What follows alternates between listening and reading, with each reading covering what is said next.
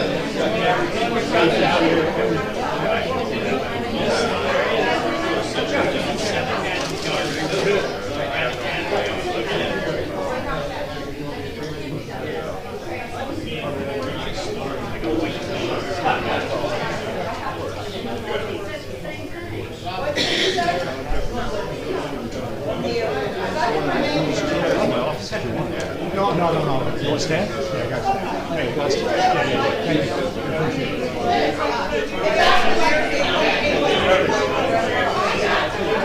Yeah.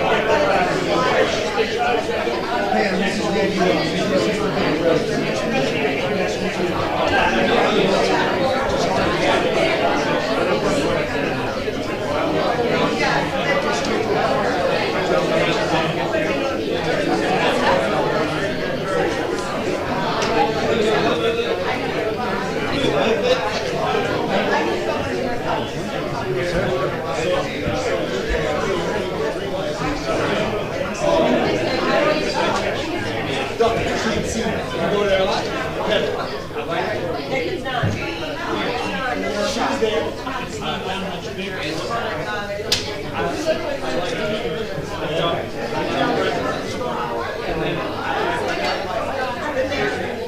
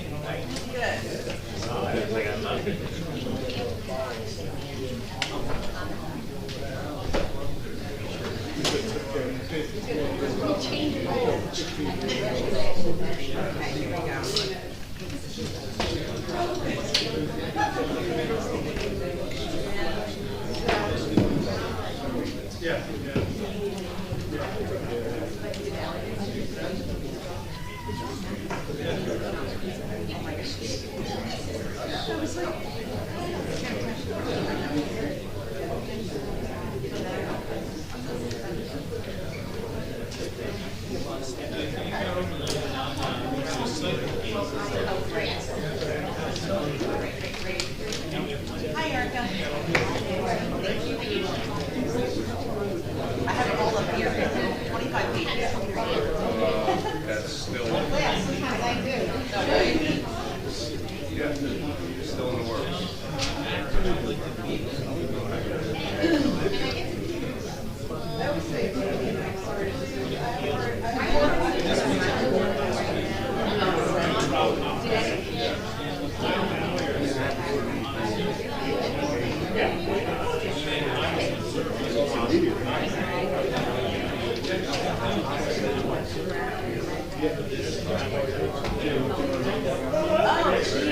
Practice. You have Christian, the other one? The other one?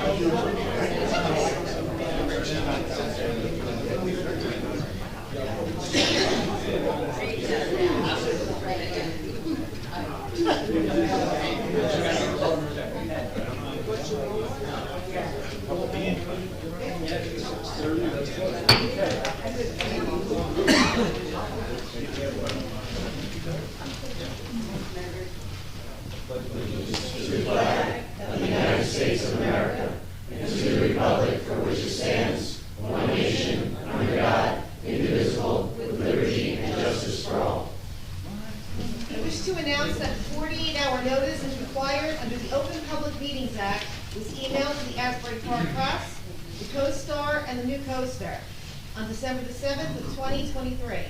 That a copy has been placed on the bulletin board in the borough office, and that a copy has been filed with the municipal clerk. As a courtesy to the public, this meeting may be attended via Zoom. If for any reason the Zoom portion of this meeting fails or is disconnected, the in-person meeting will continue and action can and will be taken, providing there is an in-person quorum. Mr. Noble? Here. Mr. Gubatozzi? Here. Ms. Mahoney? Here. Mr. Weber? Here. Mayor Fox? Here. Good evening, everybody. On this auspicious evening at the end of February. We'll make a couple of commercial announcements before we get going here. I've made these the last few meetings. We started a process, the council, trying to welcome disagreements, but try to understand different perspectives, but our voices should be constructive. So we ask everybody to try to have a constructive voice this evening. We are always on a journey to improve Bradley Beach, and we ask people to join in that vision of continuing to improve Bradley Beach. And we just ask everybody to gauge their tone going forward. We're all neighbors, small town, and hopefully we can do that. We'll continue to try to tighten up our clock management. We're trying to accommodate people that want to be here but can't afford a 3 or 4 hour meeting, so we're going to try to ask people to help us get to those objectives. I apologize up front. We're doing the executive session up front because of some time constraints I have. So we're going to make a motion to go into an executive session for hopefully no longer than a half hour before us. Second. Mr. Noble? Yes. Mr. Gubatose? Yes. Ms. Mahoney? Yes. Mr. Weber? Yes. Mayor Fox? Yes. Okay. So,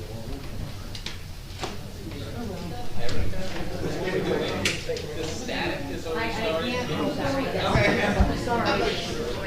I was like, I can't remember the static.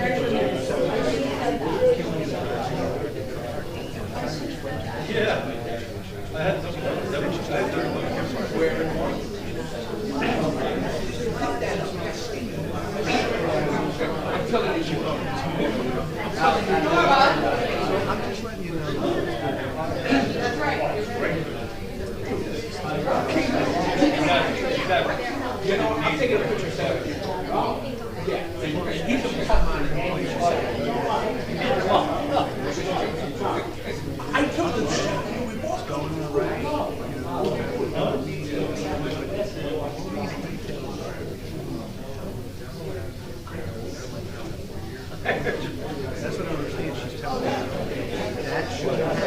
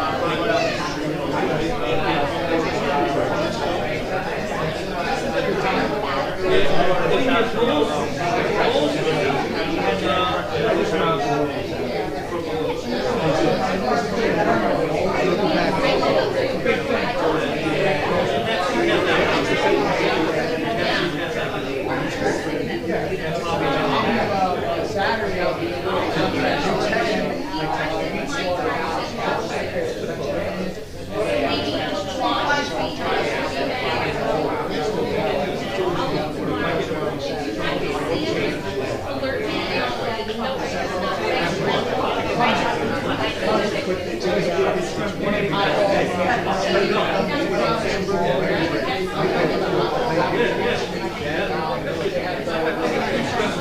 then she gets mad after she's sold it. I pay you.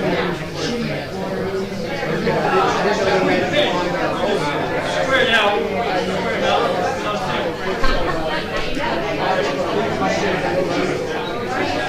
Come on.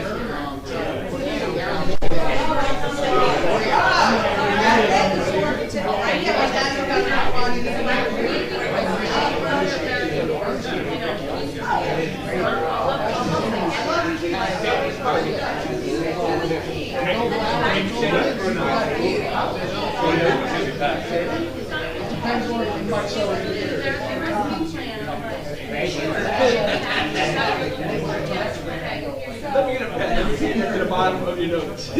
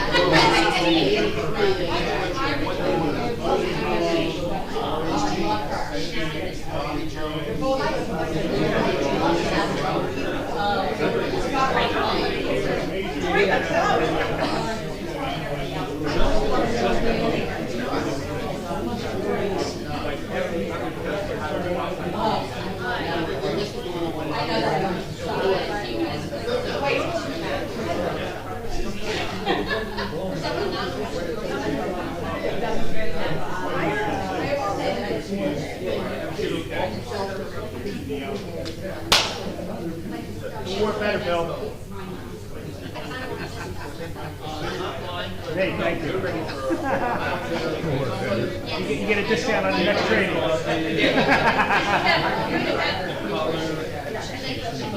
Huh? Yeah.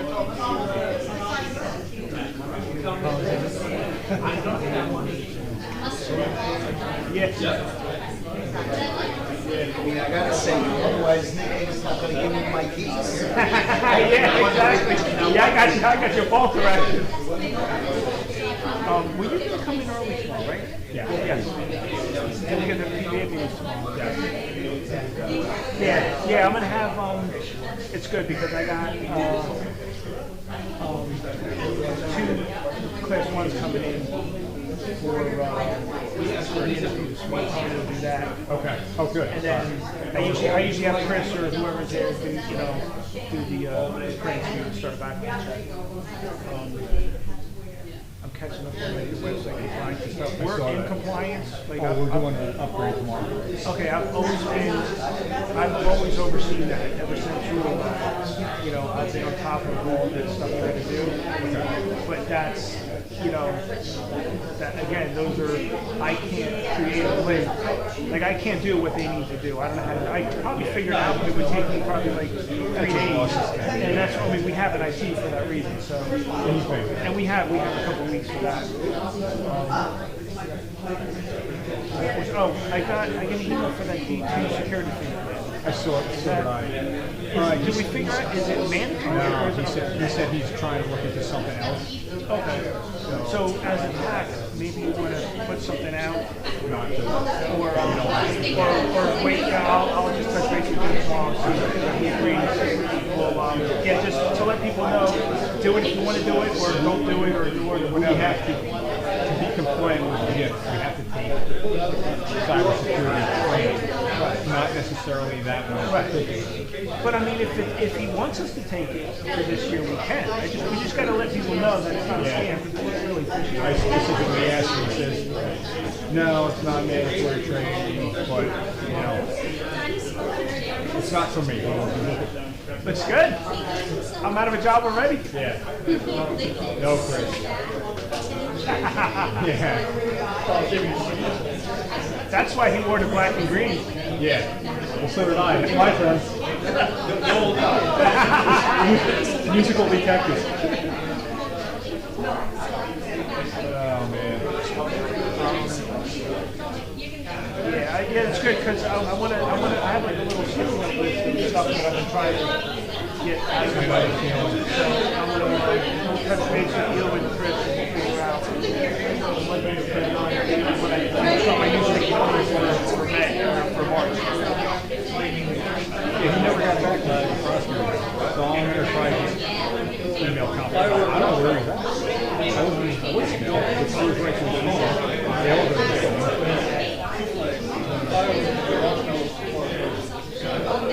I want to get rid of it.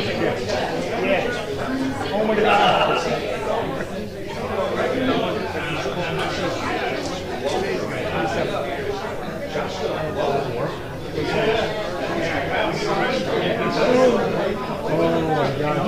I don't know. He's yeah.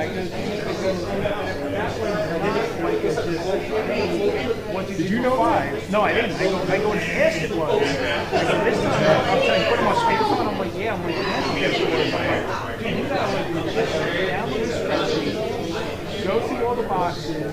They got kids. They want like dates. They want like return dates, lot numbers. Like I'm like, it's a lot. And he's like, think tomorrow. There's no way. I have to start filming. It's like, and I'm showing him the list, like, I don't know, 2015 or whatever, pretty much everything. I'm like, whatever it was, I read whatever, I'm like, whatever it was. He's like, 10 years, 20 years. Like, that's Basically in your possession. yeah, no, I mean, I think he was just like, I just gotta like count some. Was that Marin? I forget who it was. Marin or Mahoney? It might be Mahoney. Yeah, it's Mahoney.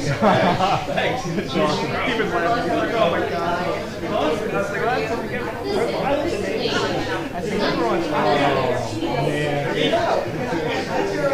I'm like, it's nothing. Just go through and I put the boxes in and then I slid it over. I'm like, board member, all the personnel, I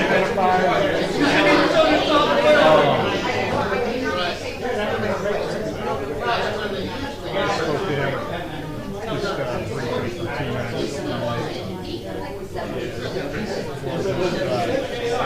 stay the course.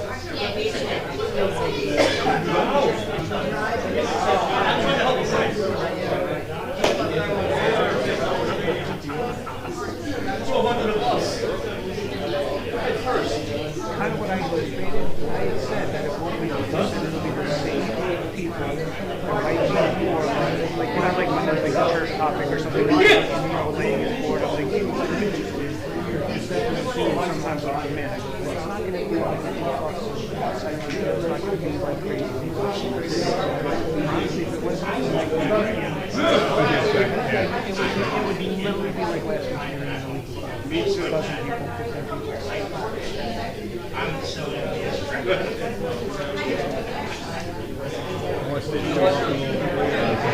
I mean, yeah. I don't think so. I still think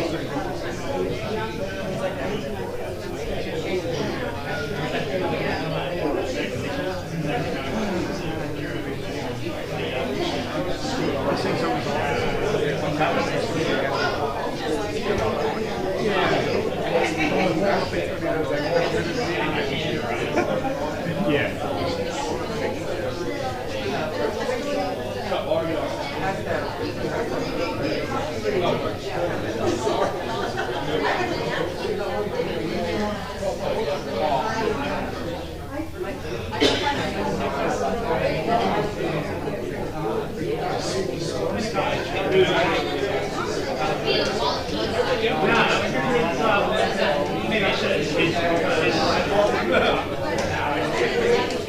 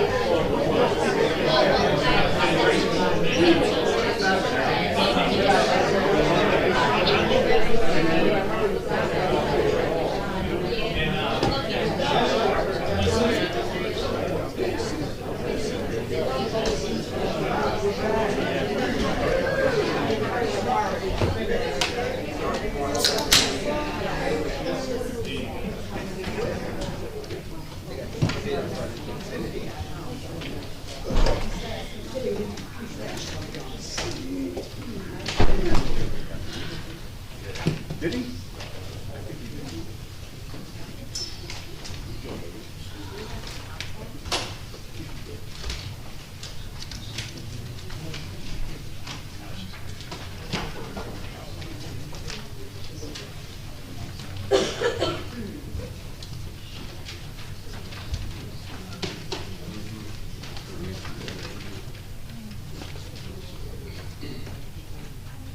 Motion to go back. Yeah, no, I know, it's just kidding.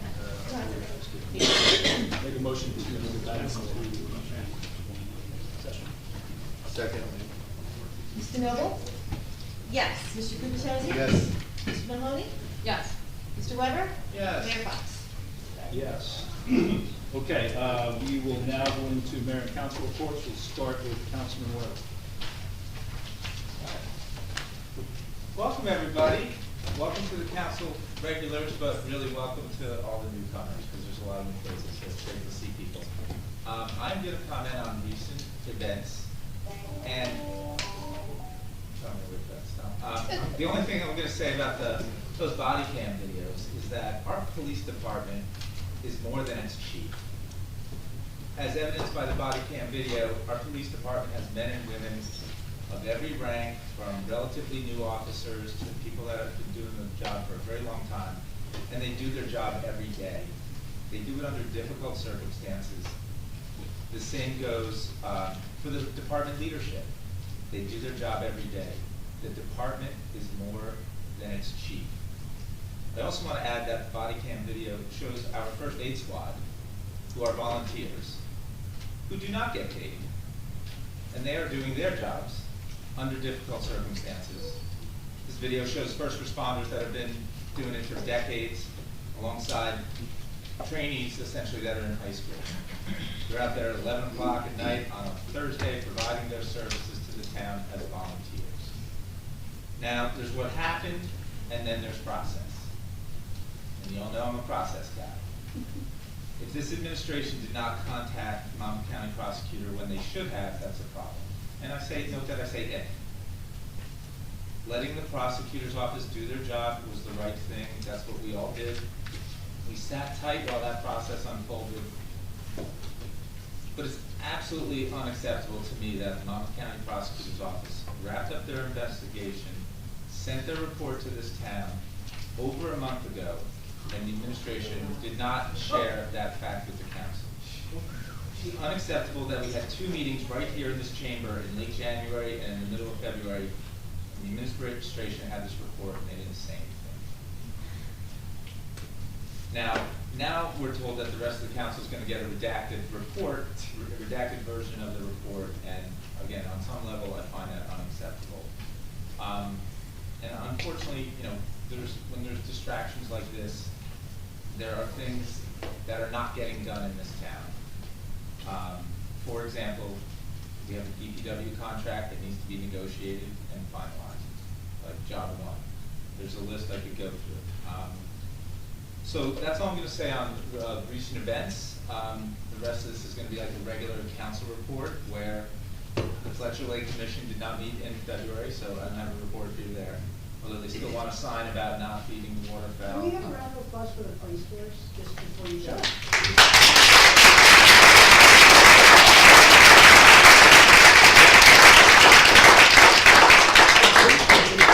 But you're going to have to speak your name and address, because you're still in public meeting.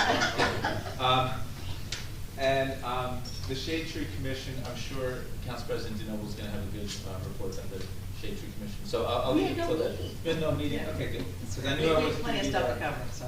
There is a tree planting coming up. We're going with May 4th? Yes. May the 4th, Star Wars Day. Yeah. All right.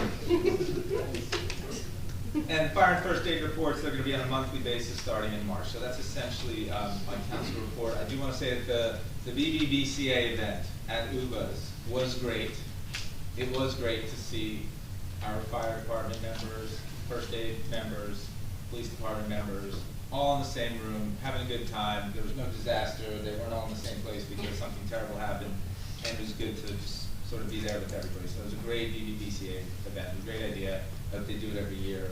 I hope more people can attend. And if that's the case, we're going to need a bigger room. And that's my report, Mr. Mayor. Thank you. Councilwoman Alright. There's a lot of people in attendance tonight. I guess you're all not here to listen to us pass a resolution about mosquitoes. So, Erica is. I know Erica loves this one. Hello to our DPW members, I see you. And I know that you guys have been negotiating, and ladies have been negotiating for over a year for a contract. And while the residents and administration have had nothing but praise for your contribution and dedication to the town, here you are. Now, if you could only get the DPW, our hardworking dispatchers, and other union members a fair and amenable contract. The council and questioning residents still await the RFPs for 319 Lorraine. These docs seem to be at a complete standstill. I had a meeting with the mayor and acting VA on November 15th and had been asked the parameters of what I would like to see happen at the church. At this meeting, where RFPs were mentioned, I made it very clear that I had no desire for the borough to get involved in the demolition business. And here we are, 3.5 months later, stalled with promised, and dare I say, unnecessary RFPs nowhere in sight.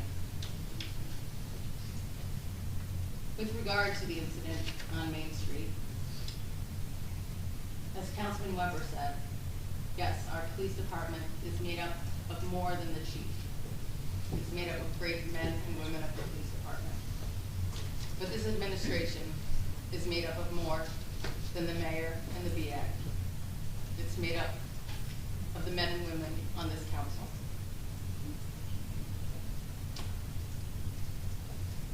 I was stunned to learn that this report came out such a long time ago, and I feel like we've been left in the dark. This community has been implored, our tight-knit community has been implored to turn a blind eye and improve itself in the wake of this scandal. Residents are left not only admonished for their outrage, but now forced again to pay for yet another administrative misstep. And finally, the Land Use Board met on February 15th. This was a revote of a previously denied application from November 16th. Here on February 15th, a majority approved a 2.5-story dwelling on an undersized lot with 7 variances. There were also 2 zoning determinations. One was denied and one was settled. Thank you. Thank you, Councilman. Councilman Gubitosi. As many of you know, when I often make statements somewhat off the cuff, but when I need to make sure that my statement is recorded for posterity in borough minutes, I tend to write them out and read them. So bear with me as I try to address a number of issues, some challenging and some hopefully good. At the mayor's request, a few meetings ago, the council agreed to move council comments to the beginning of our meetings. I've expressed my reservations to the mayor because there are times in which the council may wish to comment on the agenda. For example, the bill list, resolutions, ordinance amendments, and it's difficult to do so in advance of the issues being shared with the public. Tonight is an example of this challenge because there are a handful of items that I must address which normally might be better suited for the end of the meeting. Number one, it is my pleasure to be the liaison to our police department, and Detective Lieutenant Browning consistently provides me with a police update. The update for this meeting is that the police responded to a severely intoxicated subject causing a disturbance in a local Main Street business. He was cited for public nuisance and given a formal trespass notice by the store. A local subject was arrested for invasion of privacy stemming from an incident involving sexual photos. I'd like to comment now about the budget, the borough's budget, and the timing for the delivery to the council. I want people to know that the delivery of the budget to the council is late again. This is the 3rd consecutive year, and I'll continue, the 3rd consecutive year that the council must wait beyond stated timeframes for transmission of the budget. At our January 24th meeting, this council passed a resolution extending the timeframe for the transition of the budget to the council from January 27th to February 27th, 1 month. The administration promised that this would serve as a deadline and that they would try to provide some or all of the budget in advance of this new deadline. 2 weeks ago, at our last meeting on February 14th, I mentioned that I was still hopeful that the budget would be transmitted to the council on or before February 27th. Today is now February 28th, and no budget has been transmitted to the council. The 2022 audit report continues to be delayed, and I am hopeful that this will not contribute to further delays in the budget transmission to the council. I'd like to now briefly talk about very preliminary audit findings. As I just mentioned, the 2022 audit is running late, very late. I was able to join an audit status meeting with our CFO, the mayor, and the BA on February 21st. It is too early to release any of the audit's results, no numbers. However, the primary message delivered to us by our auditor, Mr. Olawa, is that the audit data for 2022 fiscal year that was delivered to our auditor is a mess. He stated that this was not the case during his prior audit of 2021 data, so controls somehow failed significantly in 2022. There has been an incredible amount of work completed by Mr. Olawa's team in correcting the borough's reported 2022 data. And I know that our new CFO, Mr. Gartz, is working closely with our auditor in this cleanup process. This is contributing to his delay in presenting the final report. I'd like to give everyone a quick update on our Fallen Heroes efforts. In the last council meeting, we presented a plan to improve the borough's recognition of our Bradley Beach Fallen Heroes, men and women affiliated with Bradley Beach who died in wartime. This plan will include centralizing our monuments in Riley Park, adding light pole banners for each of the borough's 20 fallen heroes, and publishing a brochure with bios of our fallen heroes. As the council representative on this project, I am trying to figure out the best way to expedite public financing of this project. The deadline is very tight. We hope to raise $12,000 next month in March. So in order to do that, we can initiate necessary purchases and be prepared for our Memorial Day ceremonies on May 27th. May 27th, as most of you can calculate, is just 2 months away. We will begin to solicit private donations within the next week. I won't be knocking on anyone's doors, but we will be getting communication out requesting donations for anyone who's interested. Another item I need to address, and it's been briefly touched on by Ms. Mahoney, is the 319 Lorraine RFPs. Many residents continue to ask me about the status of the sale of the 319 Lorraine Church property. As recently as last week, I was told by Council President DeNoble, sitting to my left, that the administration has not yet started developing RFPs and that they have not yet secured approval for subdivisions requested by the council. Very little information has been disseminated by the administration to the council. Before we move too far forward in a direction that I do not support, I want to state my preferences clearly for the record. Number one, I completely support the development and approval of council-approved subdivisions for this property. Number two, I will need a council-approved requirements document to detail the borough's demands for an acquiring developer. I say council-approved because it must not be generated in a vacuum by the QPA or by the administration without council review and approval. Number three, I am not in favor of the borough assuming responsibility for demolition. It would expose the borough to financial risks of poor project management and broader liabilities tied to the environmentally sound removal of any hazardous materials. I made this very clear in our council meeting of October 25th, 2023, but I wanted to state it again tonight for the record. And finally, my clear and stated preference has been to hold a public auction with minimum bids identified, not RFPs. Although I'm told by the Council President DeNoble that RFPs have not yet been developed, I want to make sure that the public knows my preferred approach now so that there will be less confusion later. I do want to recognize the men and women of our DPW who have joined us tonight. I see that we have a pretty good turnout and attendance, and I imagine one or more of you may even have comments later. But I want to welcome everyone here. I want to take the opportunity, at least for me, to say it is critical to see the borough and your union, Local 152, come to a fair bargaining agreement for all.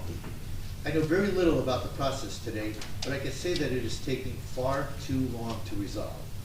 On behalf of many residents, including the people sitting here on the council, and for all those whose snow you plow, whose beach you manicure, and whose trash you remove, I want to say we appreciate your commitment to our residents, and we thank you for your passion and your hard work in support of the borough. Now finally, I'd like to make a statement about the Main Street incident that many of you are here for tonight, involving our police department. Bradley Beach is a wonderful town, and it simply does not deserve this international black eye.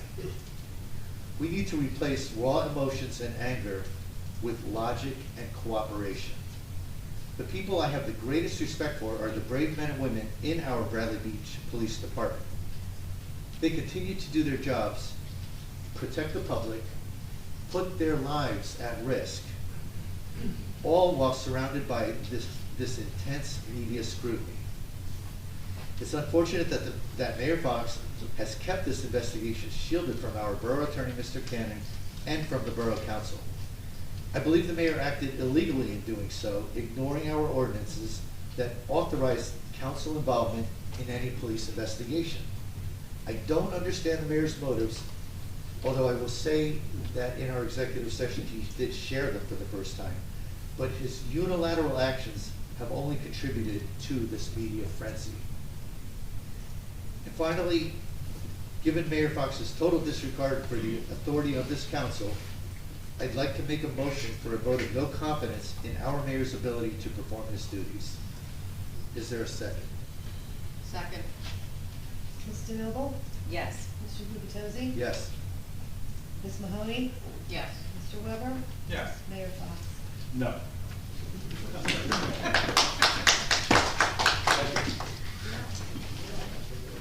Council President Zil. I just want to follow up with what Councilman Gubertosi said and reiterate, this has been a distressing time for the entire borough. And we all need to work together now twice as hard to put the pieces back together. And we want to create a Bradley Beach that's better for our residents, for our employees, for our friends, for our visitors.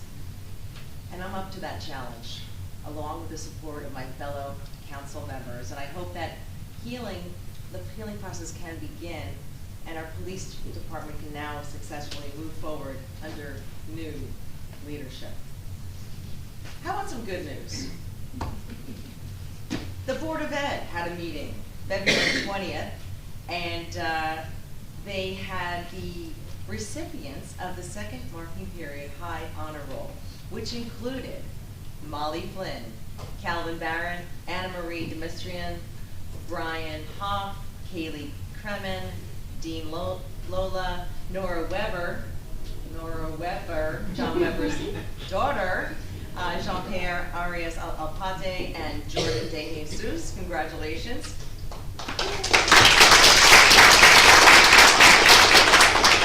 They also had the Teacher of the Year awards, and one went to the Educational Services Professional of the Year was, drum roll please, Amanda Silverstein, a distinguished elementary and special education teacher at Bradley Beach Elementary, has been awarded the Bradley Beach Elementary School's Governor's Teacher of the Year Award in recognition of her innovative teaching methods and leadership in education.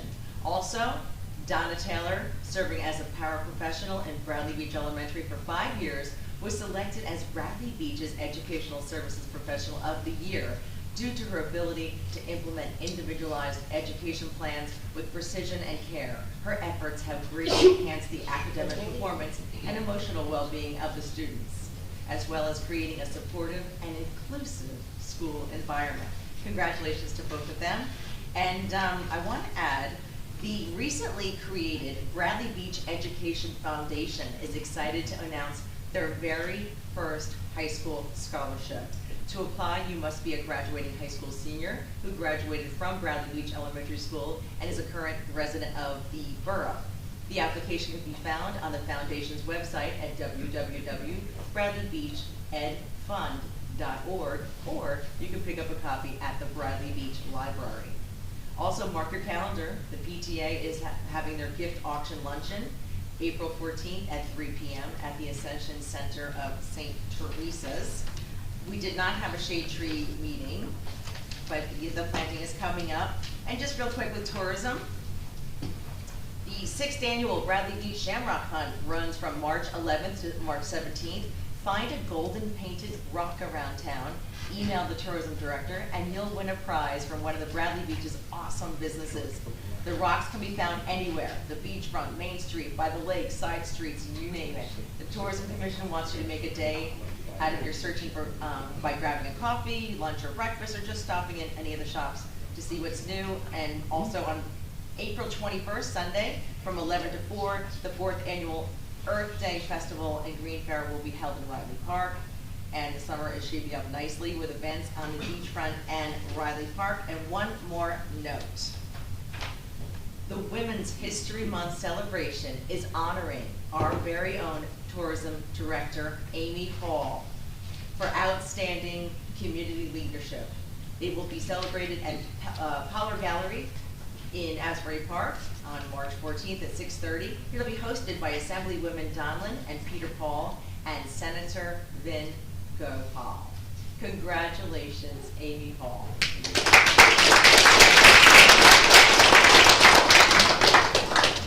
And that completes my report. Thank you. Thank you, Council President. I have a couple of comments. I'll start with some positives.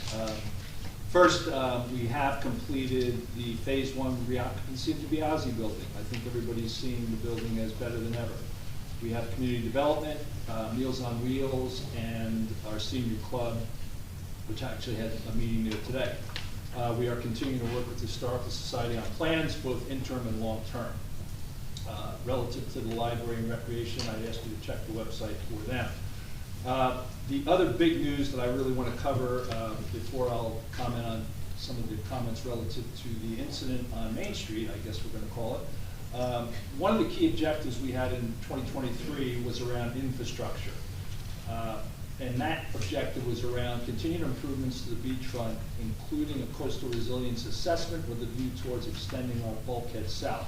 For those who don't know, our bulkhead ends on 3rd Avenue. For those who don't live south of 3rd Avenue, 2012 Superstorm Sandy did a significant amount of damage to those homes from 3rd Avenue west and south. Governor Murphy last fall announced a boardwalk preservation fund as part of his 2024 budget. We went to work and developed a grant application. We already had some things laid out, and we were able to interface with the governor's office in that it was looking more at retail boardwalk, and we talked and made a strong case for coastal resilience. So last week, we were able to, and I'm pleased to report, we received a $4,275,000 amount from that grant, or from that total fund of $100 million. The big players, Asbury Park, Atlantic City, received $20 million, and then there were a few below that. But given the size of our town, I think that we fared very well. I want to thank our borough administrator and our borough engineer.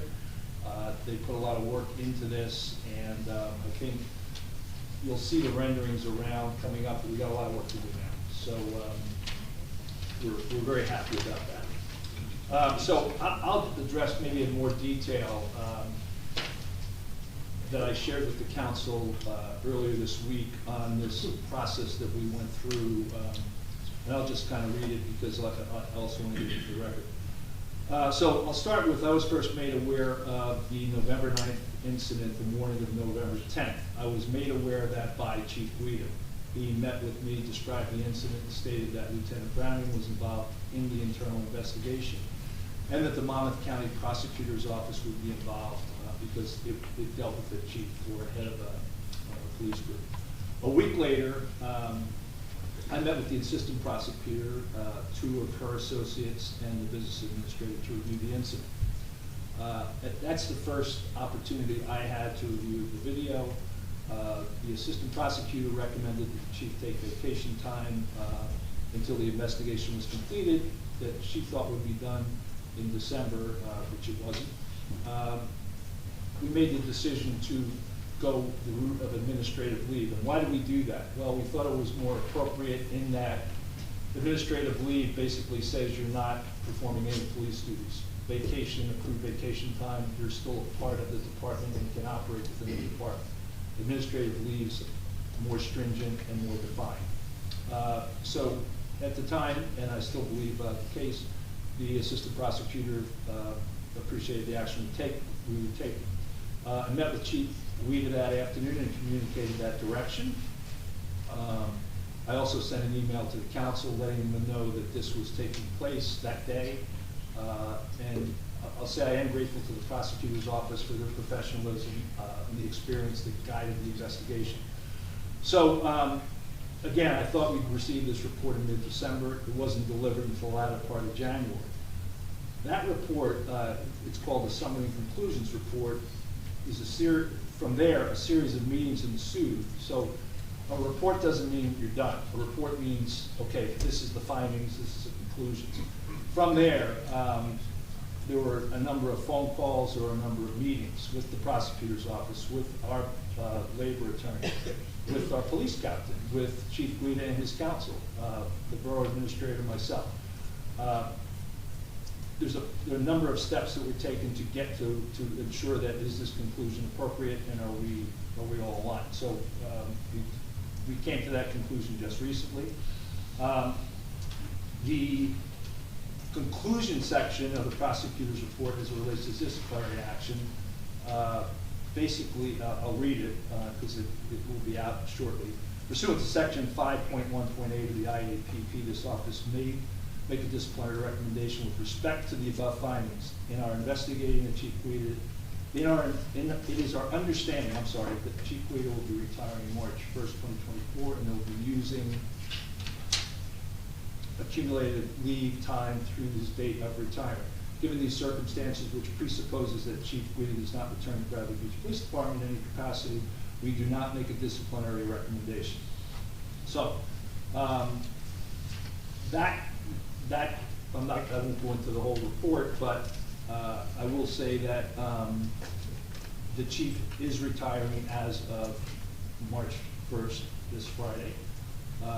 That's a full 7 months before that's anticipated. So if you look at the accumulated vacation time, since January 1st, he's been using accumulated vacation time, although he's still in a state of administrative leave. He's not interfacing with the department. Between those two, the vacation time and the 7 months, it's a fairly significant shift in his income and revenue for this period of time. Very significant. Clearly this whole series of events is unfortunate for the individuals involved in our community. I'm hoping we can move through this. I am grateful to the prosecutor, Santiago, and his assistant prosecutor, Falco, along with the other people in the Monmouth County Police Prosecutor's Office that worked through the series of events and issues. Our labor attorney also, and Mr. Marco and Captain Arnold. So a couple comments were made about this being an international incident and it being all over the internet. We could have gotten a report on January 1st and the same thing would have happened. This was an Oprah video of body cam. Anybody can Oprah body cam. It gets reviewed. There's redactions done on it, but that's going to happen no matter what. So the idea that something could have changed relative to that, it's not going to happen. It's just the process that is there. And as Erica is nodding her head, she's the Oprah person here. There's also been some questions about, well, why didn't we suspend or why didn't we do some things without pay? there is a due process element to this. I think once we put the chief on administrative leave, he did exactly what we asked him to do. We did the investigation.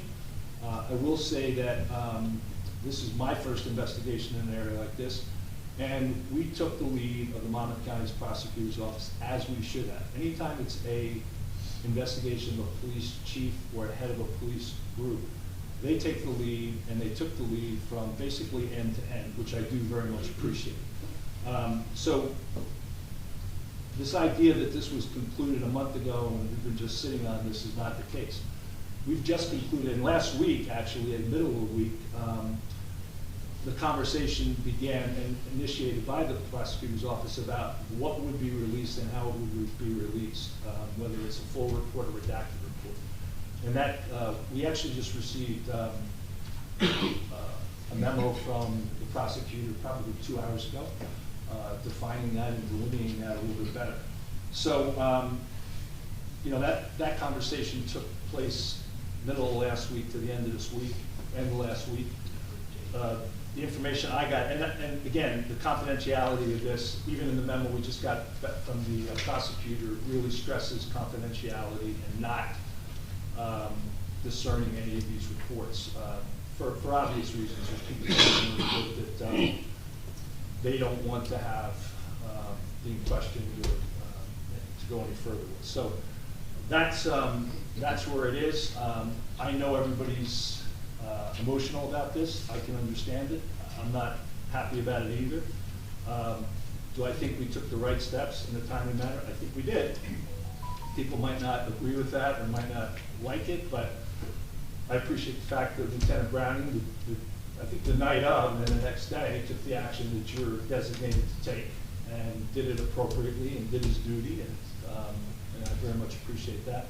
I appreciate Captain Arnold, who has worked with the department along with the lieutenants and kept things on an even keel with the community. I think we've continued to have a safe community, and I do very much appreciate that. So as this concludes, you know, I don't know how if it will conclude in the short term, because there are I just can't predict that. So at this point, that's my statement, and we will go to the next agenda,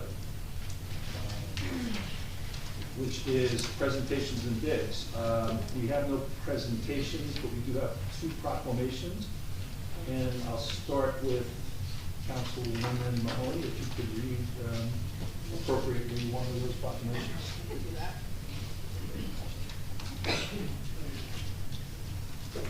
Borough of Bradley Beach International Women's Day Proclamation. Sorry, please. Whereas International Women's Day is celebrated globally on March 8th by those who believe in gender equality and who seek to improve the lives of all women through cultural, legal, economic, and social change. And whereas International Women's Day celebrates the collective power of women, pays tribute to their achievements, and recognizes the remaining challenges to further efforts for women's rights and gender equality, encouraging and mobilizing all people to contribute for positive change. And whereas the Borough of Bradley Beach honors the accomplished and visionary women who have helped build our country, including those whose contributions have not been adequately recognized and celebrated. And whereas the Borough of Bradley Beach pays tribute to the trailblazers from the recent and distant past for daring to envision a future for which no past precedent existed, and for building a nation of endless possibility for all its women. And whereas currently there are women serving locally in leadership positions, inspiring the continued work in advancing the rights, opportunities, and full participation of women and girls of all backgrounds. And whereas on the 111th International Women's Day, we celebrate and encourage everyone to take actions against gender bias and inequality. And whereas while International Women's Day actively escalates for March 8th, Prime employers for women maintain a deep and continuous focus on equity, diversity, and inclusion all year round. Therefore, be it proclaimed by the Borough of Bradley Beach that March 8th, 2024 should be celebrated as International Women's Day in appreciation of the many achievements of the women of Bradley Beach and those across this nation and the world. Invest in women, accelerate progress. Dated this 28th day of February, 2024. Thank you, Councilwoman. We have a second proclamation, Women's History Month. Women's History Month. Whereas American women of every race, class, and ethnic background have made historic contributions to the growth and strength of our nation in countless recorded and unrecorded ways. Whereas American women have played and continue to play critical economical, cultural, and social roles in every sphere of the life of the nation by constituting a significant portion of the labor force working inside and outside of the home. Whereas American women have played a unique role throughout the history of the nation by providing the majority of the volunteer labor force of the nation. Whereas American women were important in the establishment of early charitable and cultural institutions in our nation. Whereas American women of every race, class, and ethnic background served as early leaders in the forefront of every major progressive social change movement. Whereas American women have served our country courageously in the military. Whereas American women have been leaders not only in securing their own rights of suffrage and equal opportunity, but also in the abolitionist movement, the emancipation movement, the industrial labor movement, the civil rights movement, and other movements, especially the peace movement, which create a more fair and just society for all. Now, therefore, be it resolved by the governing body of the Borough of Bradley Beach that March is designated as Women's History Month. Thank you. Thank you. Okay, agenda item number 9, approval of minutes, February 14th, 2024. Do I have a motion to approve minutes of February 14th, 2024? Second. Ms. DeNoble? Yes. Mr. Gubatose? Yes. Ms. Mahoney? Yes. Mr. Weber? Yes. Mayor Fox? Yes, thank you. Okay, public comments pertain to the 228 agenda items only, a 5-minute limit and a single instance, and you can line up in the front row if you'd like here. Any questions on the agenda?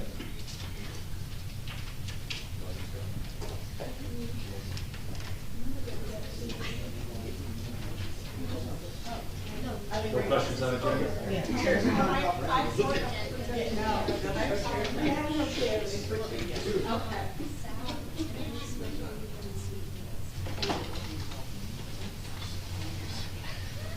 Eileen Shishis, 112 Fourth Avenue.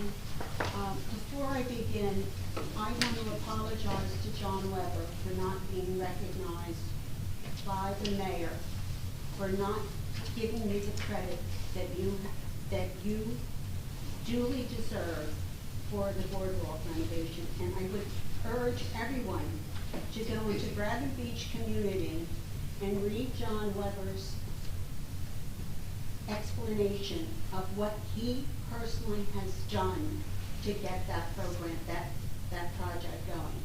And, excuse me, I'm just a little upset about all this. The acting DA has only been here 4 months. This has been in the works for how many years, John? It's been an idea for a long time, so.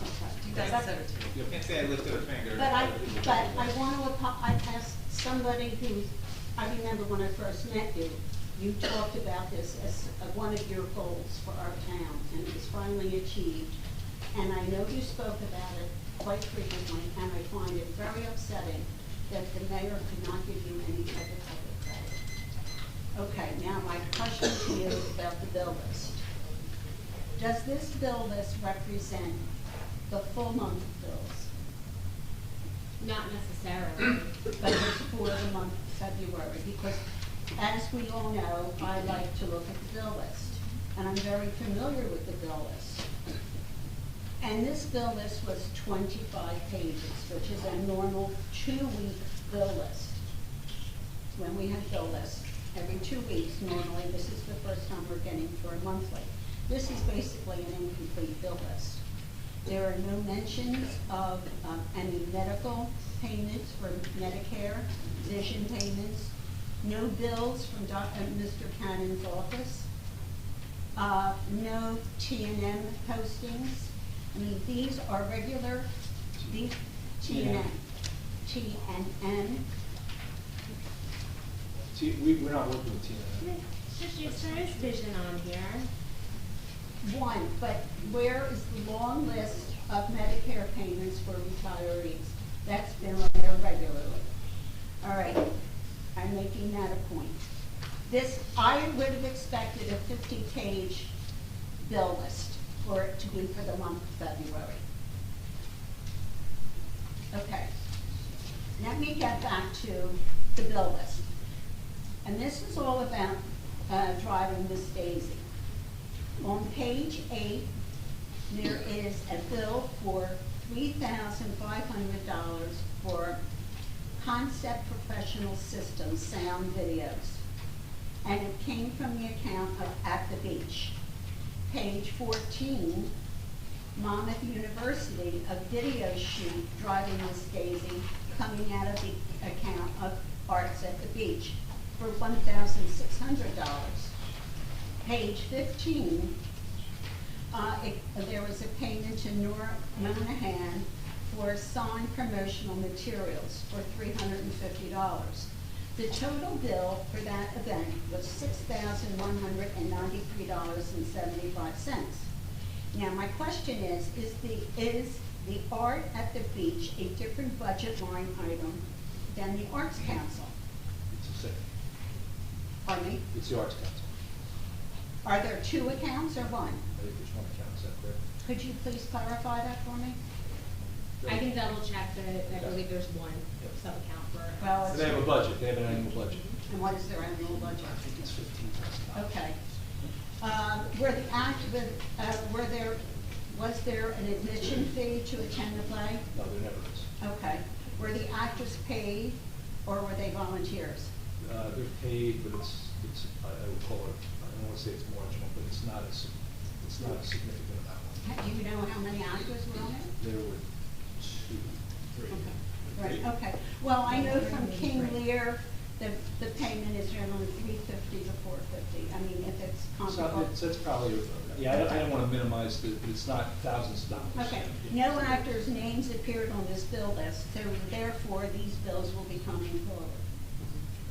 Some do appear on the bills this now. Where? On the first page of the manual checks. Oh, I apologize. And how much was that for? This particular actor was for $650. Okay, so we can add that to 600. So it's $6,800 so far for driving Miss Daisy. Okay, that's my concern about driving Miss Daisy.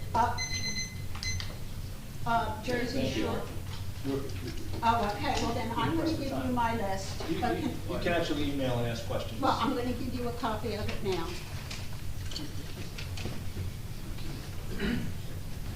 Moving forward, you can always give them to the clerk to distribute as well. I have one for her too as well. Yes. Yes.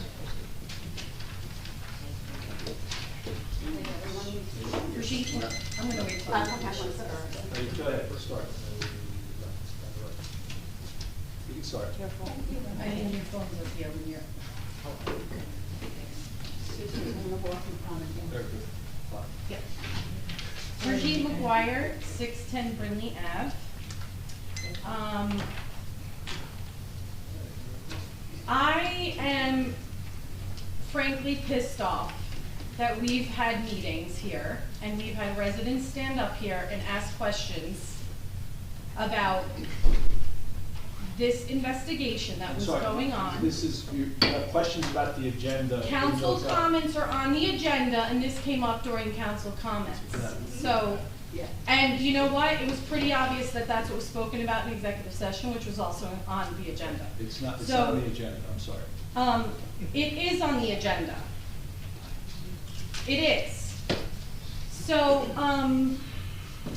we had residents stand up here and ask questions Yeah, I'm sorry. And it says- we've been lied to. I'm sorry, it says agenda items only. Yeah, council comments are agenda items, and I'm responding to council comments, which are agenda items. I'd appreciate no more interruptions, please. So, I want to ask, Mr. Cannon, were we lied to? Was this appropriately handled? Were we told the proper information over the last few meetings? I feel like we had residents stand up here in particularly asking about this situation, and we were told no comment because it's under investigation. And now we're hearing it was concluded. It was not concluded disciplinary action, but it was concluded through the prosecutor's office. So administrative questions were asked, no answers given. I believe the council is part of the disciplinary action. Did that take place? Did that take place? It seems like the council was left in the dark according to the media. Were you left in the dark? Do you know anything? Did you protect our council for being part of this? Like, what is happening in this borough? We have no answers. And when we call on our elected council, they don't have answers for us. So we are clearly under dictatorship. For the 20th time I've said it up here. We can't get answers to anything. We pay taxes, we live here day to day, and we don't get answers to anything. So can you clarify anything here for us? Did the council weigh in on disciplinary action? And are they supposed to? So that question specifically is being determined by the labor attorney.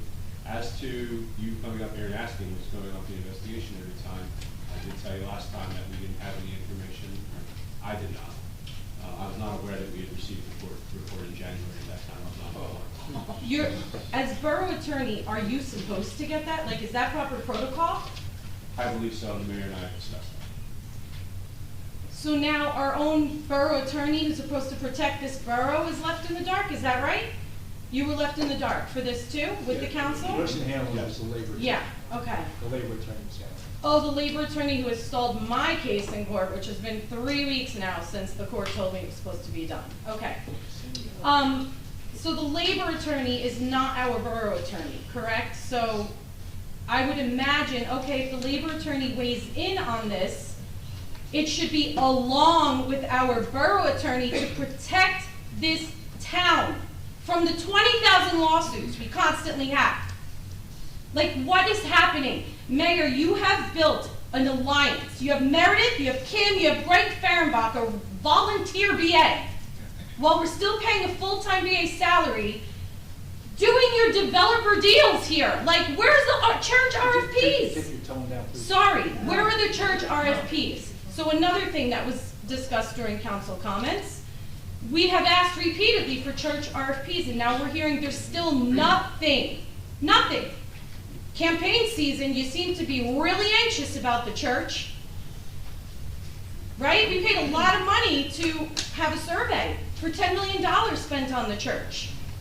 Became the biggest division in this town. You destroyed the town, dividing us over that property. And now we still have nothing. We finally came to some type of conclusion that you seemed really happy about with the council back in the fall. And now it's stalled because you and Meredith have RFPs you're not willing to give us any information about. When is something changing here? When? Election time? I feel like that's it. I hope and pray that you are out by November so that your developers get nothing. Thank you. Any other questions? Yes. Thomas J. Cohen, 612 3rd Avenue. I had a question on the rebid for the mini golf course. What is the minimum bid threshold on that? I can find out for you in a minute if you want to continue. Oh, okay, great. Yeah, I just have one more thing, if you can. I'll try to go quickly. I know we have time limits on the agenda now. On the bills list on page 7, there's a line item for Clark, Canton, and Hines. in the amount of $1,567. And it's posted here as Fair Share Housing Council.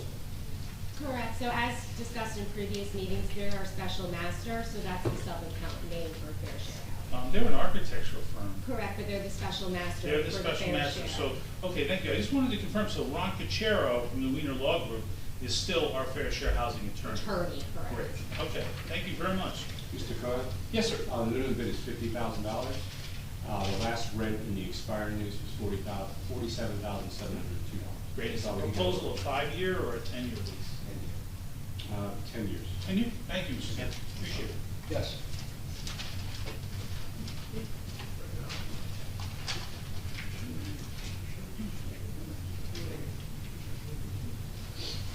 Nancy Meadow, Ocean Park condominiums. I'll address what I prefer to call Weedgate later during my personal comments. I don't know why we're sweeping that under the rug with a euphemism.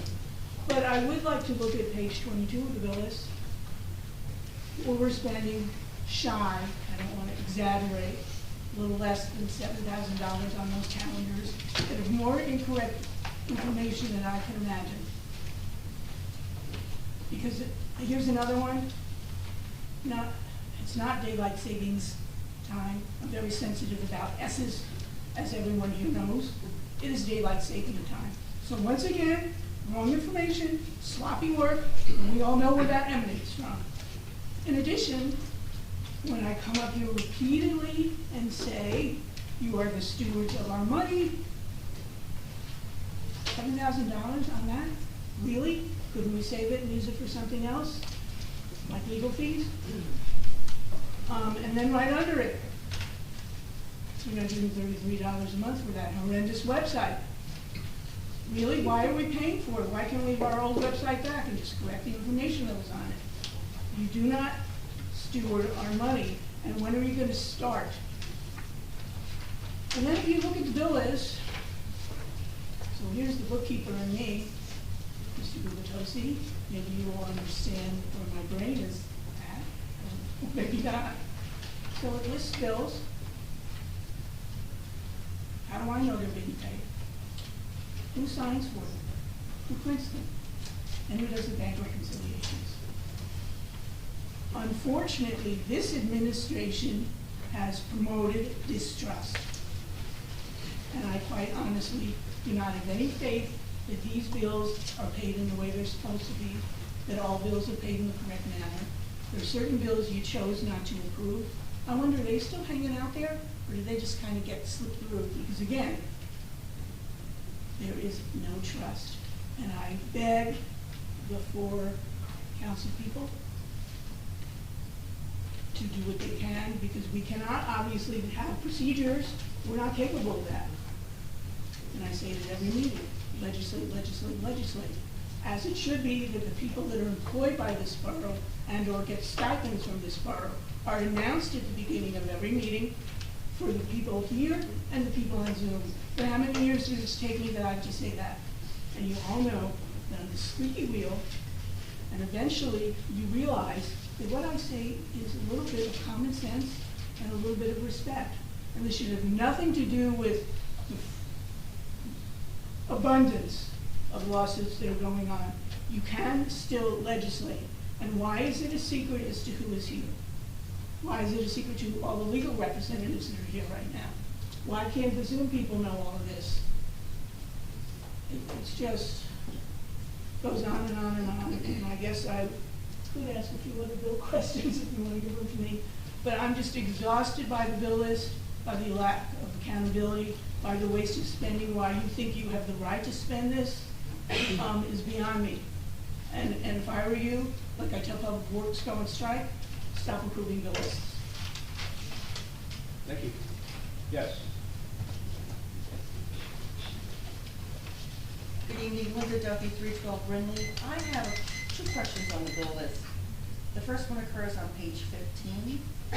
Who is Rangone, Coughlin, and Michello, LLC, conflict resolution, like what conflict? They're a conflict They're attorney. a conflict attorney. And what do they cover? They do work for us. obviously, but. So there's like a situation where, Mr. Cannon isn't the most I mean, look, appropriate. that bill is related to labor attorney services Okay. for an employee issue that. All right, that's all I wanted to DOT know. Okay, so my other question is on page 9. I'm assuming Bernstein is one of our labor attorneys? And over attorney. Right, so, all right, we paid him, oh, all right, so this is the question. Arts Council, Arts at the Beach, were the same fund, correct? I'm gonna double check and clarify that. but I Yeah, think there's so some stuff. I had added up all the monies so far that I could find on all of those lists for how much money we spent on labor attorneys for negotiations. It's almost $17,000. It's like wasted money. You can't come to an agreement on a contract, these guys deserve a contract. So what is the holdup? It needs to be accomplished. We're only gonna owe more money in the rears because of back pay and benefits. It needs to be done. It's not fair, and it's certainly not fair to residents here of this town. Thank you.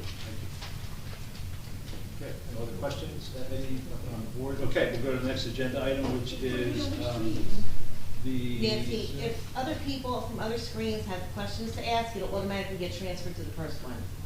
Yeah.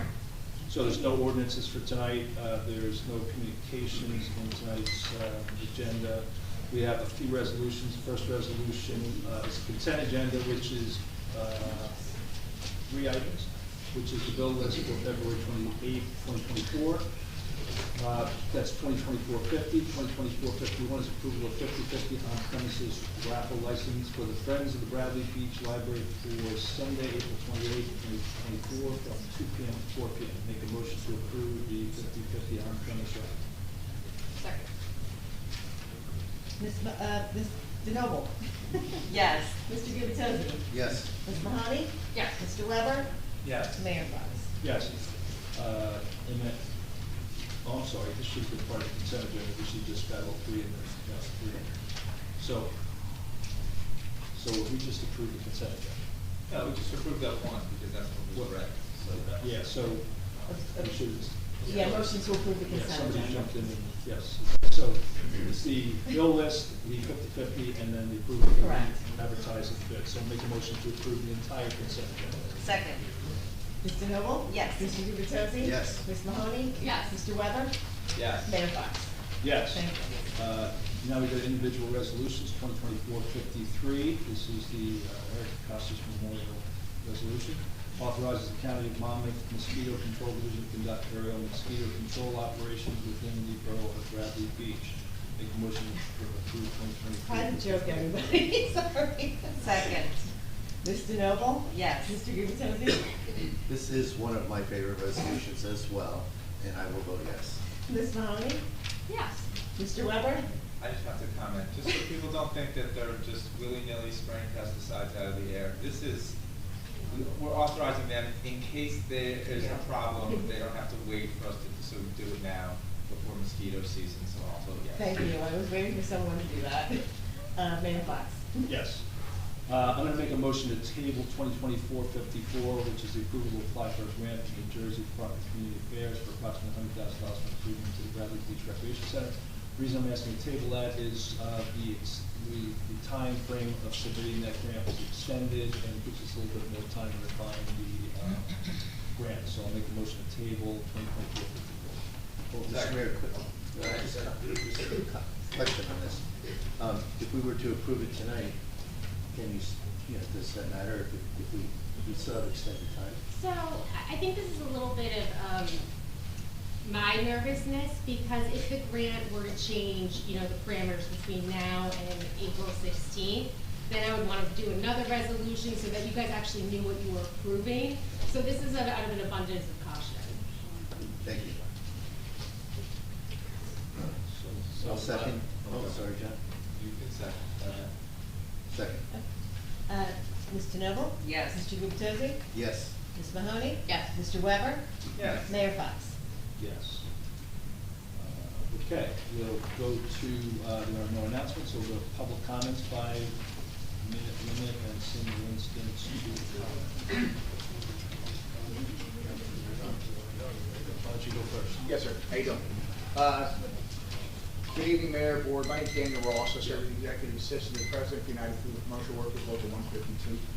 Our local represents approximately 13,000 members, a portion of which are your dedicated clerical, court, dispatch, and public works employees here employed in the borough. These hardworking men and women have been working without a contract since January 1st, 23. Our local, over the years, have had a very respectful, proficient working relationship with the borough. Sadly, it has not been our case for the last 14 months. All right, these employees have gone without any wage increases. The borough has demanded through their outside counsel to gut their current collective bargaining agreement. Among things, eliminating their salary guide, eliminating the components such as longevity, personal days, and other long service, and offering a measly increase of 1.3% on average for long-term employees, along with other concessionary issues. Anybody who has ever been a part of labor negotiations knows there's kind of a starting point, right? You start at a point, and then parties kind of quickly work through that. However, you know, that hasn't been the case. You know, your outside counsel through the borough has bargained your employees to impasse, causing a PERC mediator to be appointed. These folks concluded their third day of mediation on Monday, where the borough gave an employee, for lack of a better word, to take or leave a proposal with many wage and benefit concessions. According to documentation produced through an Oprah request, the borough's outside counsel has billed nearly $25,000 for these negotiations. These taxpayer funds would be better spent on borough employees. This union here negotiates hundreds of labor agreements on behalf of our members and finds the borough's actions disrespectful to the hardworking employees and bad faith. This is unacceptable. Your employees deserve better. So that's a statement that I drafted, so I'll just flip it. What's going on? You can submit it. Yeah, that's fine. What's been going on is wrong. You know, the best way I can explain this to you is I've been involved in a lot of different collective bargaining negotiations over the years. I've worked for this local union for 24 years. This is a process that should work in an orderly fashion, all right? And for whatever reason, I don't know, I don't envy anybody's position that's up there right now. I understand you guys have a lot of issues going on up here. But these folks right here, and over here, they deserve better. They deserve a fair contract. Their families deserve wage increases to take care of it. And whatever the process, why it's broken, why it isn't, we gotta move forward, because sitting there dealing with outside counsel and billable hours, trying to gut a collective bargaining agreement that has been existing here for a long time doesn't work. You know, in the past, dealing with the previous mayor council here, the mayor would be involved, and they'd have members of council. And we'd sit there and we'd work through the issues. I did the previous collective bargaining agreement. We did it in 3 sessions and we were done. These folks 100% unanimously accepted their contract. It was a smooth, seamless process. I don't know what's going on, but we gotta fix it. I need you guys as a council.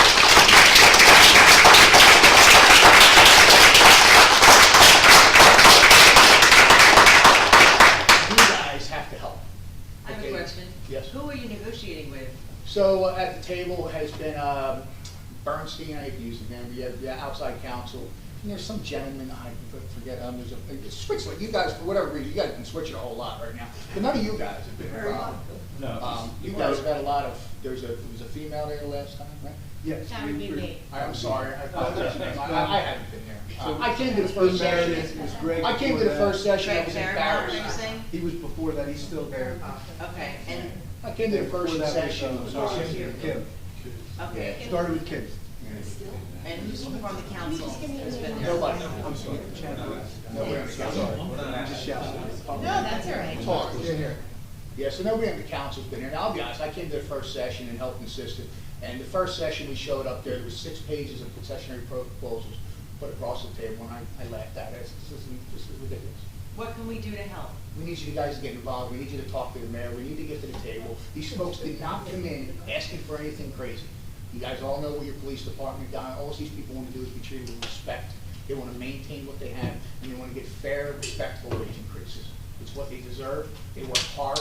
You guys sat here. I've heard it before up here about how much we care about public works, about how much they're dedicated. I know how much money they save this township because they go above and beyond.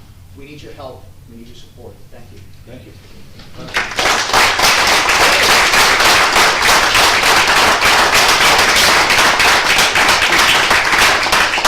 Excuse me for for 1 second. I also have a follow-up question. You said you need our help, talk to the mayor. Yeah. I'll speak for myself. I've tried to broach this topic a number of times with our administration, not just the mayor, with a broader group of people. And we've been told the rest of this council cannot participate. I was under the impression the mayor was participating. He just mentioned that the council's not allowed to participate. I don't know collective bargaining law, but that sounds odd to me, given that the council, the governing body, has got to approve any final contract that's negotiated.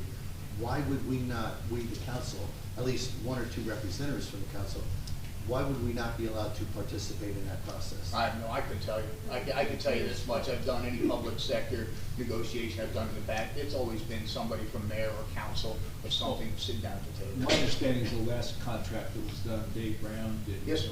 Borough administrator. Yes, sir. He did that singularly. In all fairness, Mayor, I was, Councilman. yeah, and I would also say, in all Mayor fairness, Stockton. little different time. Also, we had to finish up because we had COVID situations were going on and stuff like that. But these folks were were involved with them. But David he was a gentleman to deal with. He moved through a very fast process. Mayor Engelstad, Yeah. previous mayor, has told me he also was an active participant. Myself and Councilmember Sexsmith, resident. Oh, yeah. Yeah, Engelstad, I didn't see you. He sat here at this very table with me when we did the last contract, first thing we got together. So I don't know what's going on, but whatever it is internally, it ain't working. No. These folks deserve better. Amen. So maybe my suggestion, if you could, maybe the mayor could find it himself, maybe find a couple people in council to sit down with us. I'm of the belief that, you get outside council involved, it gets drug out. We will make it, from a union perspective, we will make it top priority to get here, sit down, whatever we need to do, to work through a very fair contract on behalf of these people. Thank you. Yep. Thank you.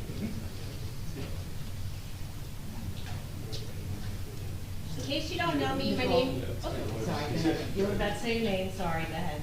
I'm gonna shed some light. In case you don't know me, my name is Nicole Browning. I grew up in Bradley Beach. I graduated from Bradley Beach Grammar School, and I've been a part of the Bradley Beach Fire Department my whole life, serving as the first female fire chief back in 2008. I'm still very invested in Bradley Beach, so as I speak, I would like the respect of not being shouted at or being treated as if I don't matter. I have been a dispatcher for the Bradley Beach Police Department for 20 years. I love my job. Some would say too much. As the council may not know, dispatchers, court personnel, clerical, and DPW are still without a contract.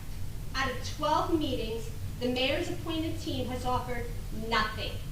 12 meetings, Mayor, and each meeting was worse than the last, whittling everything down until the contract was bare bones. Your labor attorney, Mr. Bernstein, berated me, as well as using humor that was unbecoming of a professional. When I explained other contracts that were recently settled and pointed out that the police received a 4% raise, I was met with, okay, I'll do better than that. And he's raised his hand in a 0 and stated, that's what you'll get. While she is not in our local unit, it should also be known that the borough clerk has been without a contract since 2020. We are on our 3rd borough administrator, and you still have Greg Fehrenbach negotiating with us. The chief of police was on administrative leave for the last 3 months, collecting $50,000, which is more than the starting salary of 1 full-time dispatcher for an entire year.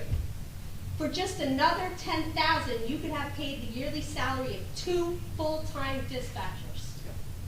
Why is a man who has worked in a corporate environment disregarding his workhorses? We didn't even ask for anything but a matching 4% raise and an increase for those in steps to help cover cost of living expenses, since they traditionally lose out on a percentage increase. There are 2 full-time dispatchers currently making only $900 every 2 weeks. I have lived in this town for most of my life. My father has lived here for almost 50 years and still does. I live, breathe, and love Bradley Beach. I'm requesting to be heard. I'm requesting to see me. The people of this town, I'm sure, want to see the employees they utilize get a paid fair wage. Our last meeting was a take it or leave it proposal. Your team is adversarial and exude the pleasantries of an angry mob. You have lawsuit after lawsuit, money that could go to us, but you choose to pay a labor attorney who this council no longer wanted and eat up our raises. At this point, it would have been cheaper to go with the 4%. So council, I implore you, as well as the people, stand up for your employees. We feel the support. At this point, we need help. Mayor, council, I implore you once again to please settle this contract. We deserve better. I love this town and hope for her to shine once again. You guys don't even know and can't imagine what we've been going through. Thank you. Thank you.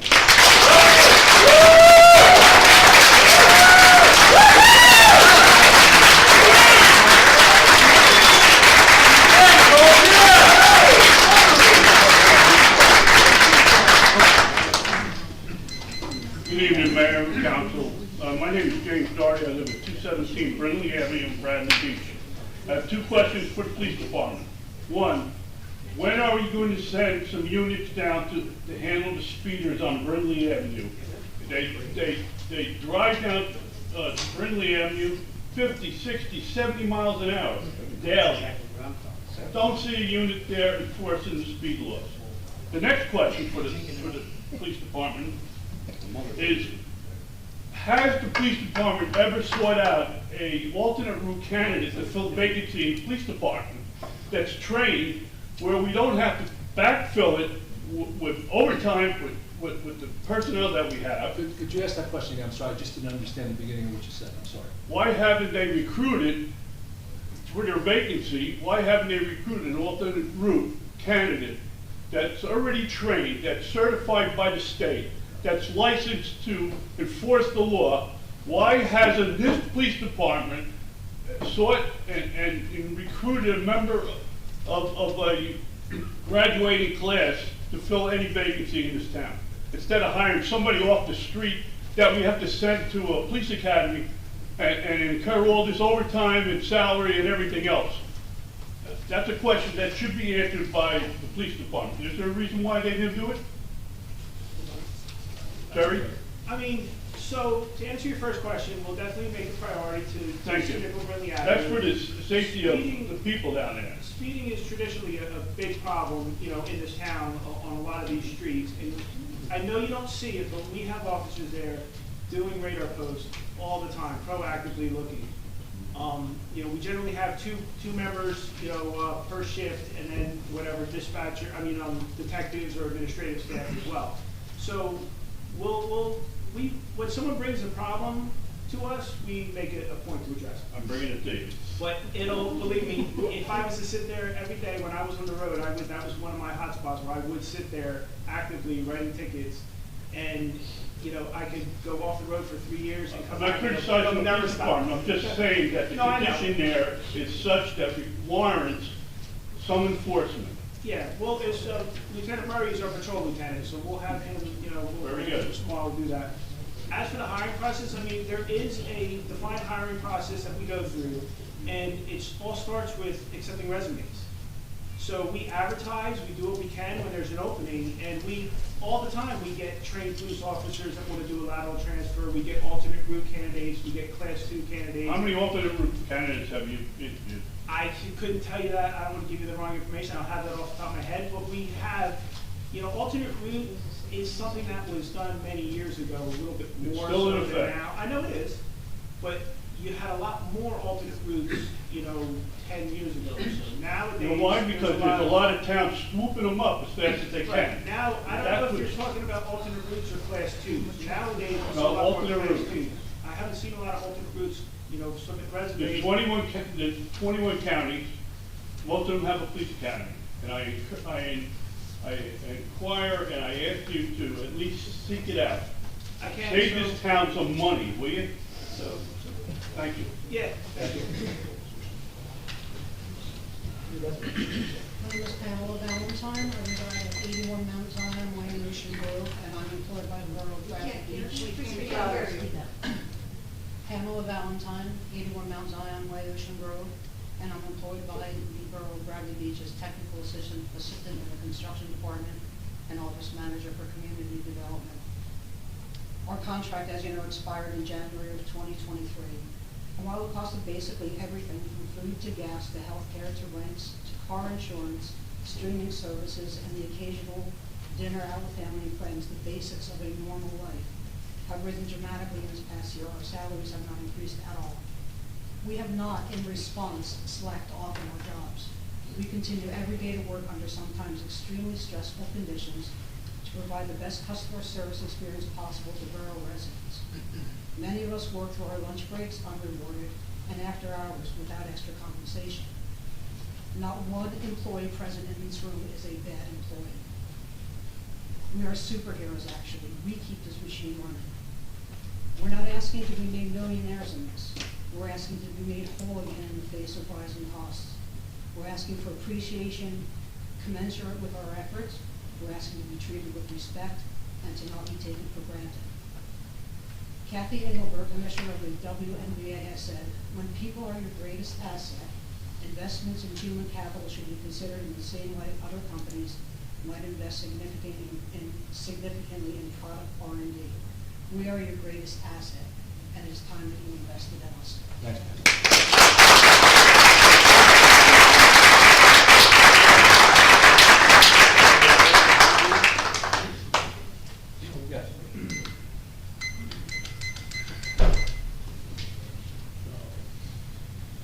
Brigitte McGuire, 610 Brindley. I have a written statement this time, so I'll be a little bit less speaking. Okay. I'd like to publicly share that I have recently Oprah'd the COVID funds that we received in the past few years. After the FEMA reimbursement payment that we paid this past October from Hurricane Sandy, I was curious to see the records for the COVID funding. I was responded to with an email that stated, as per the Finance Department and the OEM Department, the borough is not in possession of any responsive records for COVID relief funds. I did email the CFO several times and only received the same answer from Erica, thank you, stating the same answer from the CFO. I did ask for a confirmation from the CFO, Mr. Gartz, however, I did not get a response. Councilman Weber did respond to me that it's not called COVID funding, it's called the ARP, American Rescue Plan, which I was clearly aware of, but didn't think I needed to be so specific. So I have just recently sent in the same request, but for COVID funding under the American Rescue Plan. Let's see if I had to be that specific for the borough to understand what exactly I was asking for. For the record, I did find the funds online thanks to Councilwoman Mahoney. We received in total $434,165.16. We received it in 2 equal payments of $217,082.58. I'm happy to share the information on social media or on my blog once or if I receive it. I did ask for the information of where these funds were deposited as well. And clearly I didn't get that either, since again I was told the borough has no responsive records of COVID relief funds. I am hoping that no one was pretending that they didn't understand what I was asking for, just because I asked for COVID funding versus the American Rescue Plan. Next up, we recently all heard here at a meeting that the mayor is named in a harassment claim of tort. I recently Oprah'd that claim of tort, and it was just about fully and completely redacted. Even Larry Fox's name was redacted, although it was already publicly stated.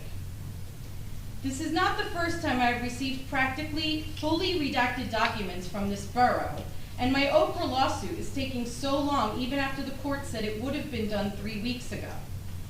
I'm starting to begin to think that I'm being discriminated against for receiving information in this borough because I share a lot of it through a blog and on social media. Just wanted to put that on public record because I'm expecting to see at least where the $434,000 was deposited. Thank you. Thank you. Yes.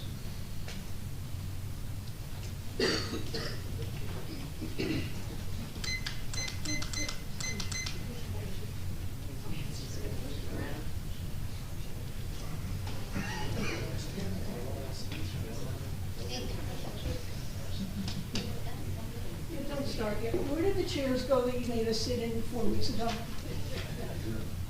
That's a good question. Thank you. Yeah. I rarely ask questions, I usually just make statements. Yes. Nancy and I all can work on meetings. I disagree. I do not believe that law enforcement does their job every day. How many meetings have I come up here and said, I'm tired of cars going the wrong way down my street, I'm tired of bicycles coming the wrong way down my street. I'm not gonna get into the hiring process or this or that, but clearly, it is my hope that we will start to have law enforcement. I also disagree with the comments made regarding the community code, et cetera, department, because I've been waiting for a phone call to be returned since December 15th. It involves my safety and my home. I make 1 to 3 phone calls every week. It is not returned by a person in that department. So, Which department, I'm sorry? community development, Oh, public community development. construction, whatever you want to call it. Okay. I don't make names. What's going on with Filmgate? You know, I put my stuff out 2 weeks ago, the calendar says we're not getting film picked up, but we haven't changed it because you have to do an ordinance. Just lots of loose ends, again, things that aren't being taken care of. That, yes, are insignificant given our financial and optics. I cannot stress enough that Borough Hall does not meet my standards. Yes, my standards are high for myself as well as others. But I would think that it's not such a high standard that when there's an official document, somebody signs their first and last name. Doesn't happen. Now we're hiring another administrative assistant. How many people do we know?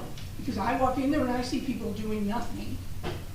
And as one who's had all of these jobs over the years, I find it really hard to be in a job, taking a salary or a paycheck and doing nothing.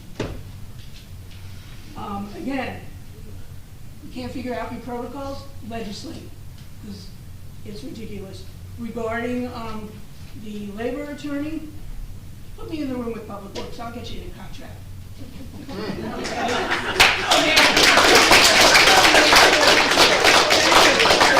And next time, wear your green shirts. You are my boys in green. Okay, yes, I'll take it, yes. You want a green shirt? Okay, I need a green shirt here. I think I understood at the last meeting, correct me if I'm incorrect, it is not law, we do not have to have a QPA. So let's get rid of it. We're not getting RFPs, we're not getting this, we're not getting that. Why do we need one? I did government purchasing, it's not so hard. Again, if you have people, just let them do their job. Why? Well, I'm not asking the question, let me rephrase this. We could save a lot of money if we did not pay someone to have that position. During the mayor's comments, you said a lot about we. Who is we? Because it's not we. So who is the we that made these decisions regarding what I would like to personally call, in my opinion, Weedagate? Who's the we? I mean, well, I guess I can't answer the question.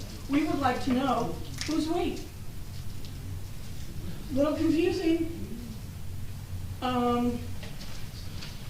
And with all these new projects and designs, where do they come from? Who approves them? Maybe it's not what we want. I don't see, once again, the grant and the bathroom then versus the storage space for the museum on the boardwalk, we made it clear we do not want that museum stuff there. We said, well, we can just get the money and then we'll decide. And then last week we're sitting and talking about putting the museum there. Really? Like this, do people not listen? Then we have the engineers. 2 people sit here for that meeting last week and presented a plan for Main Street that we'd already seen not only once but twice. So maybe we don't see the bills, so I don't know if there's a line item that says 214.24, 2 men times 4 hours equals, or if it just gets built into the cost, like government does not pay $1 million for an hammer, it's just part of the whole project. But this needs to stop. I don't want to pay for work that's already been done. I didn't want to pay the first time, let alone the second or third time. And I don't know how to right this ship. Thank you. That's your job, figure it out. I'll just comment that our law enforcement and administrative group does a great job for us, and continue to do a great job. I don't necessarily agree with some of those comments that are made relative to those two groups, as does Public Works or other departments, recreation, etc. Yeah, I see. Yes. Hi, I'm Beth Kepler from 504 Central Avenue here in town. I prepared a statement and I'm giving copies to. Thank you, I appreciate that.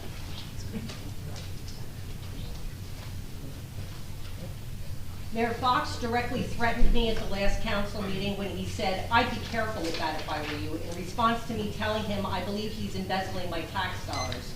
I sent an email to the Monmouth County Prosecutor Investigator Ryan Mahoney indicating my desire to file an IA complaint against Mayor Fox, in addition to my internal affair complaint he is currently handling against Chief Wida I filed with him on November 1st.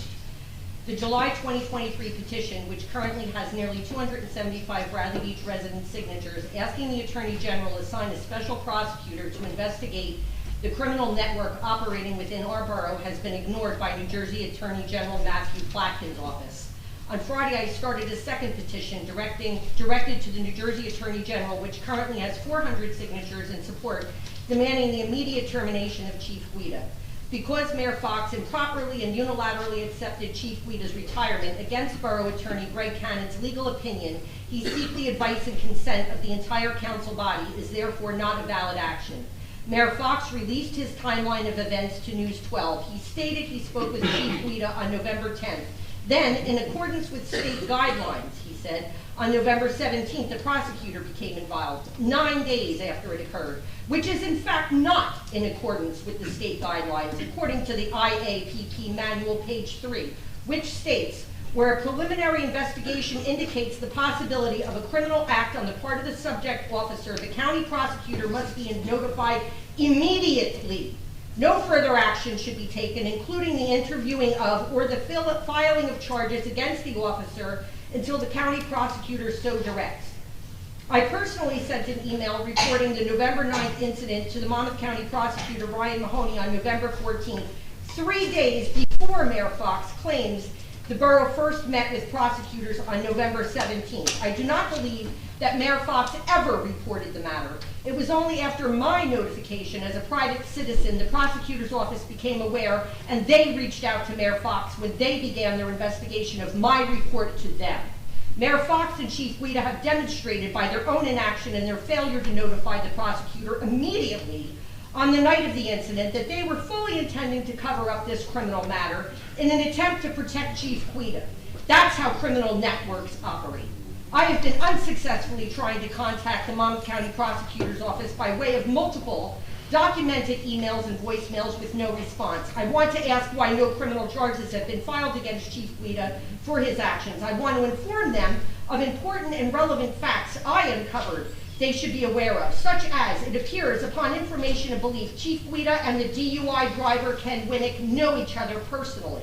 Because Chief Wida showed up off duty and attempted to interfere with the criminal investigation, obviously under the influence of alcohol himself, as was Mr. Winnick, it is of great interest and concern there are reports circulating Mr. Winnick and Chief Wida were seen out together prior to the DUI accident.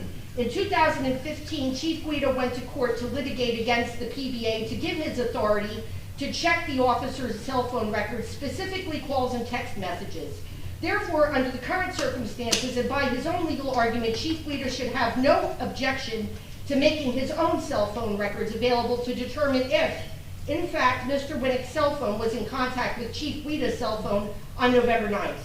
Because the Monmouth County Prosecutor and the New Jersey Attorney General, Mr. Platkin's office, for some unknown reason, seem to not want to or are not capable of properly and thoroughly investigating these critical data points, we the people are calling on a seasoned investigative reporter to please do the job the authorities seem to not want to do. For reasons and facts I've outlined tonight before this governing body, the media and the public would clearly demonstrate criminal network of collusion and subversion operating within our municipal government. We, the people of the Bradley Beach, demand an immediate resignation of you, Mayor Fox, current acting BA Meredith DeMarco, volunteer BA Greg Fehrenbach, as well as ex-BA and current QPA Kimberly Humphrey. Then, and only then, will this borough be able to begin to heal and to correct the havoc and damage the aforementioned individuals have wreaked upon this community. Thank you. Lieutenant Brown, you're responsible for IA. I am the IA commander for the Valley Beach Police. You're the IA commander, Internal Affairs commander. Yes, every department has to have a commander that's, oversees the internal affairs unit, as a point of contact. And were you on the scene on the 9th? Or after, just after? Yeah, Well, I've been from the moment this incident occurred. I was involved. When did you report that to the Monmouth County Prosecutor's Office? You referenced it was an accurate statement. I did report it the next day. So that would be November 10th. November 10th, yes. The day after. So just to clear the record, that was done exactly the way it should have been, and Monmouth County Prosecutor's review with me was after they had, I guess, 5 working days to review the information and then sit down with me and brief. That's basically what happened. It's always very difficult to talk about this because it's a passionate topic and we appreciate everyone's concern over it. I mean, obviously this affects our members of the police department more than anybody. Absolutely. There's things we have to do by the Attorney General guidelines, and we 100% follow everything we had to do and was required to do, above and beyond, because we want to be protected. Ultimately, I don't want to be held responsible for not doing what I'm supposed to do. Exactly. It's tricky because there's a lot of confidentiality that goes on with it.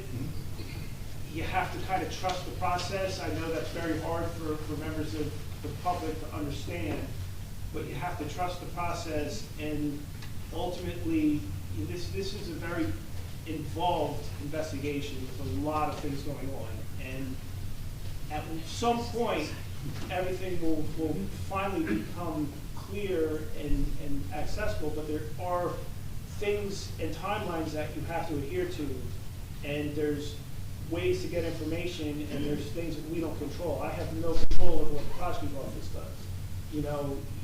I have no control over, what you're the appropriate authority over the chief. So like there's certain things that I do, certain things that you do, certain things that the prosecutor's office does.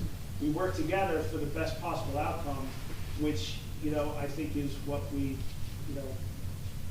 strive for. And I mean, I can't really make a comment because it's not fully over yet. No, I'm not. I wasn't asking you to make a comment. I was just asking. Right. I wanted to just get on the record correct information around the date.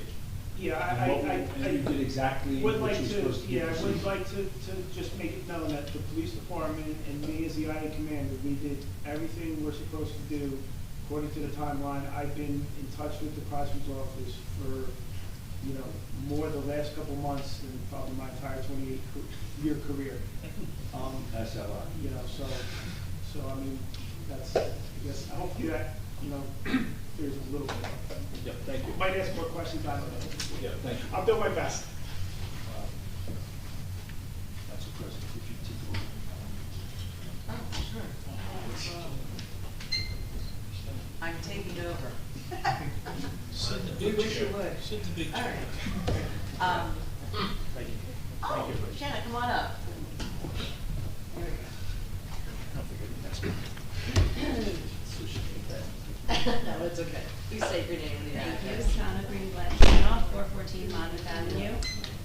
As a member of the public, excuse me, there's a lot of conflicting information coming out about how our government is run. As it relates to the incident on Main Street, I would like to actually ask our Borough Council, Mr. Cannon, to clarify the proper protocol regarding the communication and the decision-making process of the governing body in this situation. And before I ask you to answer this question, I would like to just share comments that are extracted from a recent article dated February 26th. Each of these comments represent responses from each of the council members. I won't be identifying the council members, but I'd like to share this for the record.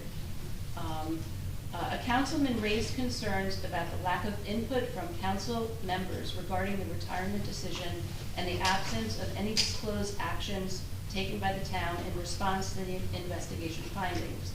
In response to the mayor's reference to actions taken by the borough, he goes on, what actions did the town take? Retiring seems to be the action undertaken by the chief himself. Council members gave no input into this, and of course, we have not seen the report from the prosecutor's office yet. This was dated February 26th. Another council comment. Mayor Larry Fox has illegally kept the council in the dark regarding this investigation. Now he is, quote, gone rogue, making a decision he had no right to make on his own.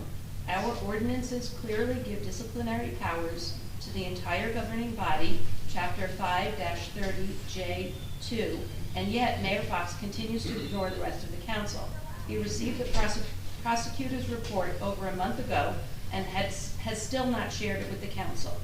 He has decided disciplinary action without engaging the council, and now Mayor Fox has made a public announcement without informing the council. And now another council person goes on. Mayor Fox is once again usurping council authority to solely direct the review and decision-making process regarding the Chief Guida incident. Mayor Fox also stated that any actions taken by the borough would be his decision. And finally, an additional comment. Mayor Fox has once again unilaterally acted without the council, who have authority in this matter and represent the people of Bradley Beach. In today's statement, Mayor Fox implores our, quote, tight-knit community to turn a blind eye and improve itself, while residents are left to pay for yet another administrative failure. And so with each of these 4 comments representing council, I ask our borough council, Cannon, to please clarify for us the protocol with regard to the governing body in this decision. So it's a complicated question. You can just go online and read the ordinance, but there's also a collective bargaining agreement and a policies and procedures manual that govern that. I'm going to respectfully ask, and just decline to answer that question, because it's not my job to review it, it's the labor attorney's job. I try to stay in my lane. Apparently there's some accidents going on in other lanes that I learned about tonight, but I just don't have, I couldn't tell you from soup to nuts to go from the top to the bottom. I can tell you that that is something that has been discussed amongst the governing body earlier this evening, and I'm not I'll wait the labor attorney's opinion on it. So As to your latter question, you can see what sort of issue this is in the town. There's the news that was just here in the back of the camera, standing room only, and the borough attorney for the town, and none of the council members have seen any more information than you have. And I can tell you that I've been doing this for 14 years, and that's not how you do this. Just as a practical matter, you can forget about the legalities. So, you know, I was put in the unfortunate position last 2 weeks ago, telling you that we have no idea what's going on. That obviously wasn't accurate. So you can draw your own conclusions from that, but that's where we're at. So will borough residents be updated as to where this goes? And I don't know. The mayor hasn't talked to me in 8 weeks, so I talk to students. I don't know. I appreciate your questions. I don't know. Will the labor attorney be updating and providing some The labor answers? attorney hasn't talked to me either, so But, okay, and I appreciate that, and thank you for your honesty. And you saw the news article in December where there's some people that don't want me here, so I can just, I can understand. One. Well, maybe 2. So, I guess, I mean, Maybe someone wants all lanes. Right, I don't and know. Mayor Fox is not here now to answer my question. So, I will come back and ask I this don't question. know what's up with that. Okay, thank you. I appreciate your question. I mean, I do want to add one more thing, Shanna. We did get a letter from Ray Santiago, and the mayor read from it, so I guess I can share it, because he did say, the prosecutor's office does not administer discipline. That is the function of the appropriate governing authority. And we have an ordinance, 5-30, that said the council, it's the mayor and the council that govern over the authority of discipline. So we have the information now, we have the information, and we will see how we go forward. Thank you. You're welcome. Tom? Dr. McGuire? Dr. McGuire, 610 Brindley Avenue. Sorry I got here late, I missed everything. So I did catch a few things, and I just wanted to ask a question. Was there a vote of no confidence tonight in the mayor? Yes. There was? Damn, I missed that. All right, because I was going to implore you to please do it. Just do it again, just for fun. I didn't know that I thought the last meeting we talked about the DPW and the rest of the people not having contracts, and it's still not done. I know the mayor just left. He loves to leave when we have this good stuff to talk about. He left when it was about Meredith, and now it's about this. He just likes to leave. So I just like to remind everyone that he likes to leave when it's uncomfortable. But I know you guys got your hands tied that you can't do anything. You know, you can't force him to talk to you about Bernstein, who he stinks. I know you guys want to get rid of him. He's doing a terrible job. And is there any way that the town, the news, I mean, I love that the DPW is here, but they're taking up our seats. And they're making it so hot in here. There's so many people. And so I don't want them here anymore. I love them, but I know they don't want to be here. So can we please, I wish the mayor was here to just give him a contract. This is ridiculous. Oh, the DPW is great. Oh, gee, he's the best. He loves to talk a game, but then there's nothing that happens. I mean, he can't even sell a church. You know, that's very valuable. I mean, why we haven't done that? We're doing RFPs, which I think is just BS. No one should be doing RFPs for this. We could have sold this property 6 months ago. So if we're going at the speed of the RFPs, I'm telling DPW not to hold their breath. So I mean, it's sad, but we are not moving fast with anything they're doing in the government. And I might have missed it. Was he saddened by this? The media being here and reporting on this at all? Did he say anything about that? No, he wasn't sad about that. According to his statement, he was saddened by the media attention and the media pull not by actually what is the problem.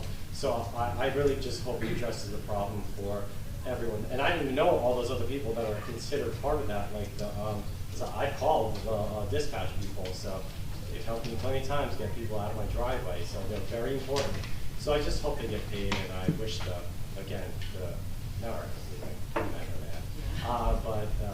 don't know what to do. I wish you guys could do something. This really sucks. We are trying. I know, and I feel like there's in nothing fact, you can do. You know, in January, we nominate all the professionals, and we recommended a different attorney. I know. And but unfortunately, he was the only one that wanted to keep this Bernstein on. Yeah. And if we don't all agree, yeah. we can't change the attorney. Yeah. So this way, that attorney just stays on, because it's yet another loophole. Yeah. But And okay. yes. I want to say so many more things. So we're okay. I don't know if Greg, if we can change the attorney. Well, maybe could I we make a just comment? I mean, most people, the opinion is exactly what you just read. Right, it had to be all 5 votes, so we have 4 votes to change the We attorney. need 5. We need, at this point, yes. You need a nomination and advice and consent. So Yeah. you need the mayor and a majority of the council. To be very specific, you need a mayor and a majority of the council. Then you can do a holdover. Well, I'm a holdover right now. Ooh, we are all holdovers. We have holdover. Love it. Thank you very much. Oh, I have one more comment, Councilman Gubertosi. Oh. Yeah. To me? No. Oh. Partly in response to you, but partly in response to comments that have been made this evening. It's so difficult, I realize, when you're not living the life we live on the council, that it's not always clear the delineation of responsibilities. The council, the 4 of us, are legislators. We do not direct employees. We often vote on hiring, but we can't say, we don't like person A or person B. People have referenced not only some concerns that have been raised, but regarding the labor attorney, but also, other positions in the borough. Very simply put, the council has the right to approve a budget. We approve a budget, a spending amount. And once we do that, how those dollars are spent is largely in the hands of the mayor and our administration. They direct our employees, they hire and they fire and so forth. What the council does have the power to do is investigate. We can authorize an investigation. And I'm not going to comment on, am I out of time, Eric? No. Tomlins. I'm not going to comment on our professionals, but I must say that the folks who have spoken tonight on behalf of Local 152, you've all been very compelling, but Ms. Browning, you touched the nerve with me, and the fact that this gentleman, if in fact what you described is true, that he did the zero. I have witnesses. Well, The union was with me. If he did, what I would like this council to do, and I'm about to make a motion, I would like to use our power to investigate this process. I don't know, before I make the motion, Mr. Cannon, I'll ask your opinion, but if this is true, if we find through an investigation that this is true, I think that level of disrespect and that level of potential antagonism, and alleged for the moment, is just absolutely not to be tolerated by this council. So it's one thing to be a tough negotiator, and I'm not picking sides at this point, who's offering what and what's reasonable and what's not. This council has had no specific feedback. We've been told there are challenges, and we've been given examples without any more detail. But if any representative of this borough is treating our employees with that level of disrespect, I want to confirm that, and then I think we collectively need to put pressure on our mayor to consider changes. But again, that would only be after an investigation. Now, Mr. Cannon, I'm about to make that motion that we have an investigation. Obviously, that would require spending more money, which none of us want to do. But if our only alternative, unless, Mr. Cannon, you have another alternative. Can I suggest something? Please. We already have Mr. Salmon investigating the police contract, which is the last one.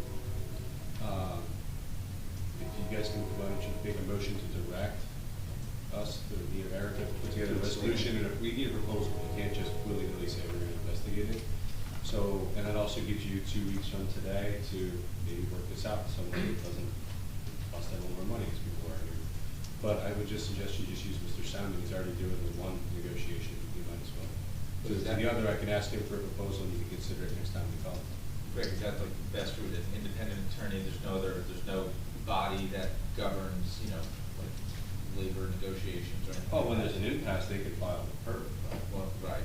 I think they're trying to avoid that by being here tonight. So. And I'm trying to address. I'm trying to address the potential inappropriate behavior of one of our professionals. So this is less of a bargaining issue to me. This is more of how do our professionals conduct themselves. And again, I'm not making a decision one way or the other now, but I think the council does have the authority to conduct to request an investigation. You already have one into collective bargaining negotiations at this moment, so certainly. Okay. So given your procedurally, we can't just start one tonight without proposal. Yeah, I was just going to make a motion. You make a motion to direct. Why don't you? The last time you made a motion to direct me to get a proposal and us to put a resolution for consideration together. Could certainly do the same thing. We bring that back next time. Like I said, that gives us 2 weeks to maybe figure it out. You're saying I've had practice making motions to do investigations. I was bluntly saying I think you know how to do it, Councilman. So, given your guidance, that would also afford us a couple of weeks for the mayor to consider the role that, whether or not we should move forward with the investigation. I make a motion that this council authorizes an expansion of the existing investigation so that we could understand the behavior of our professionals in the course of the contract negotiations with Local 152. Second. Mr. Noble? Yes. Mr. Gubatose? Yes. Ms. Mahoney? Yes. Mr. Weber? Yes, but shouldn't Jane vote last now like she's the head? I'm going in alphabetical order, which is what it states in the clerk's book. Mayor Fox, absent. Great. Mr. Cohen?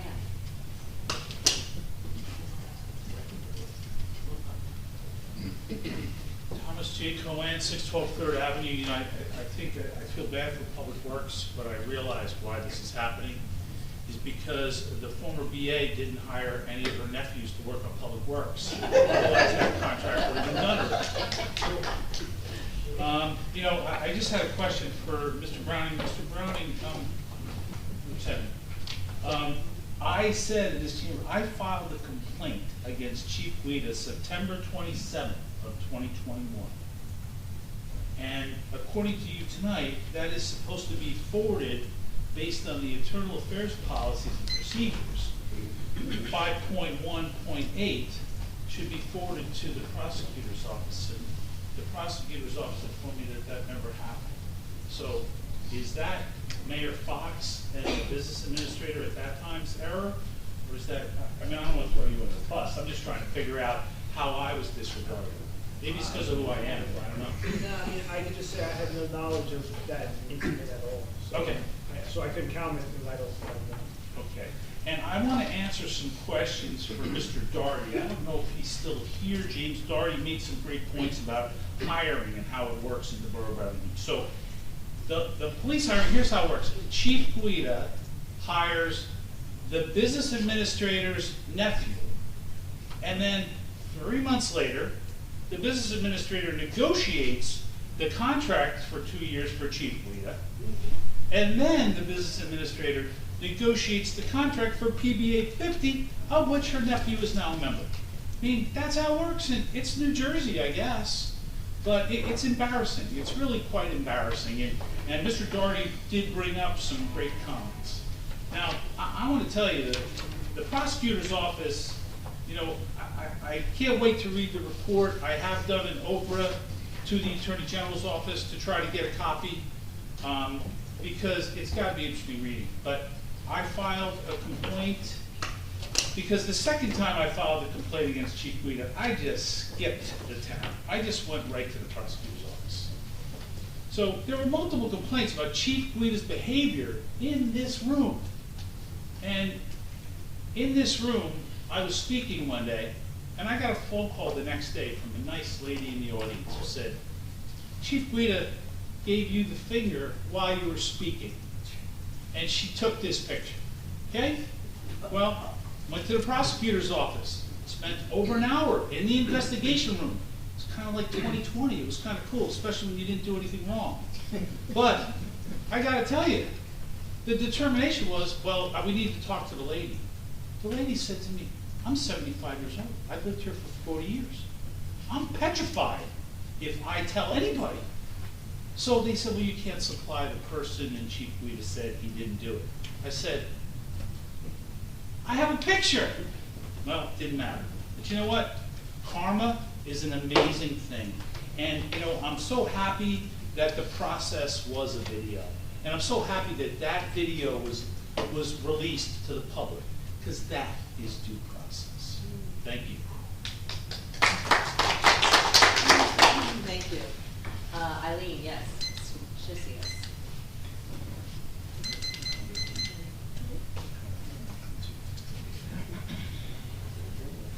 Eileen Shishias, 112 Fourth Avenue. Eileen Shishias, 112 Fourth Avenue. I appreciate the gentleman that came up and spoke about speed around town. It's chronic throughout town. I live on 4th Avenue. They can go 60 miles an hour down our street. And from the stop sign down to Ocean Avenue, there are children, the way the driveways are, people come out of their driveways, they can't see oncoming cars. They have to crawl out of their driveway to see oncoming traffic. somebody is seriously going to be killed in this town because of the way cars are speeding all over the place. And I think I mentioned this once before. I used to live in Hopewell Township. Pennington Borough has the strictest speed laws in a little municipality you would ever want to witness.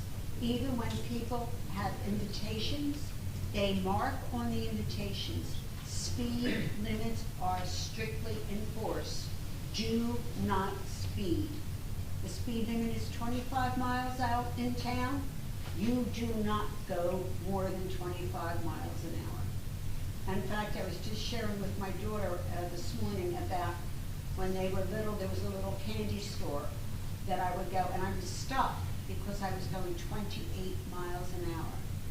So that, I think, our town needs that type of enforcement. And it's just out of control. And I'm just hoping we'll see an improvement in that. And thank you.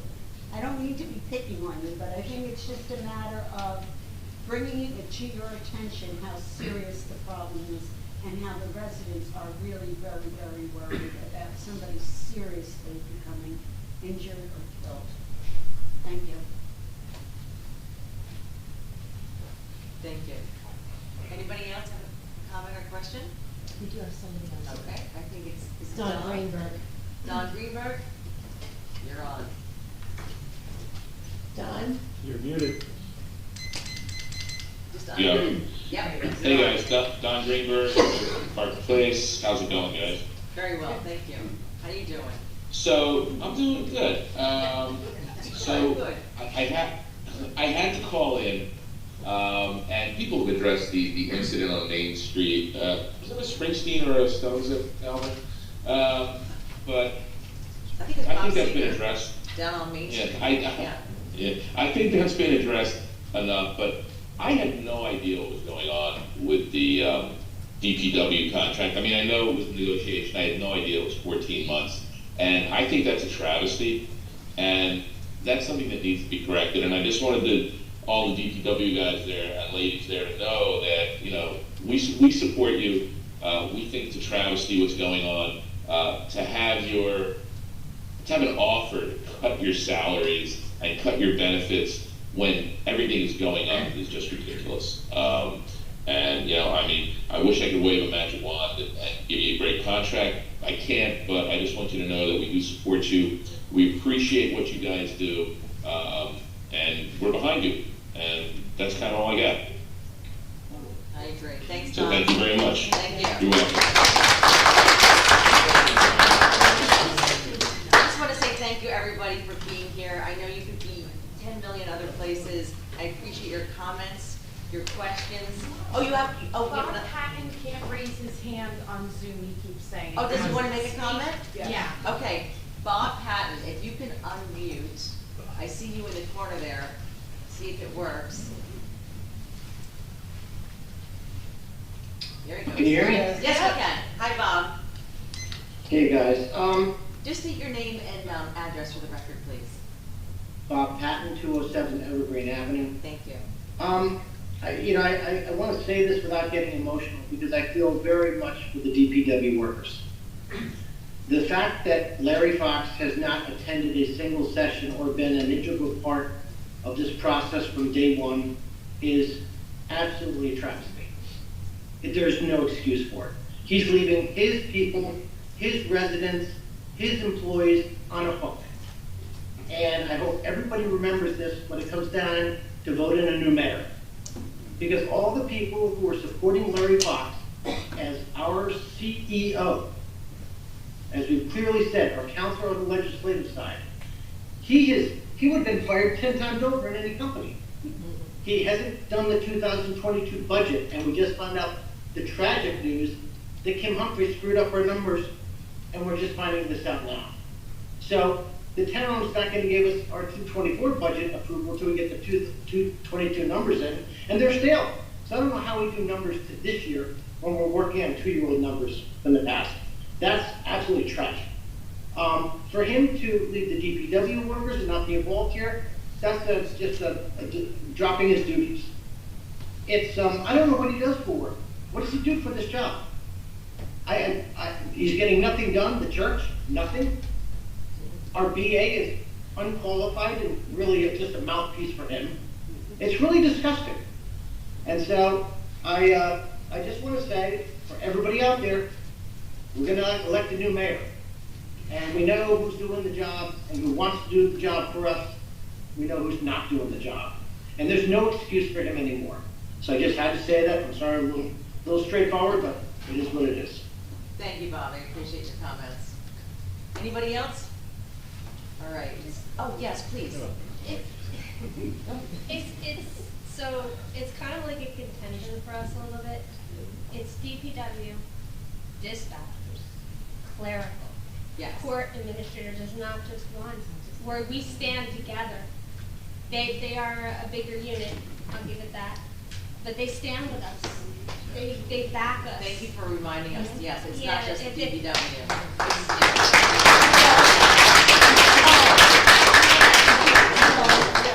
Yes, I'm here, address I'm trying to say Bradley Beach.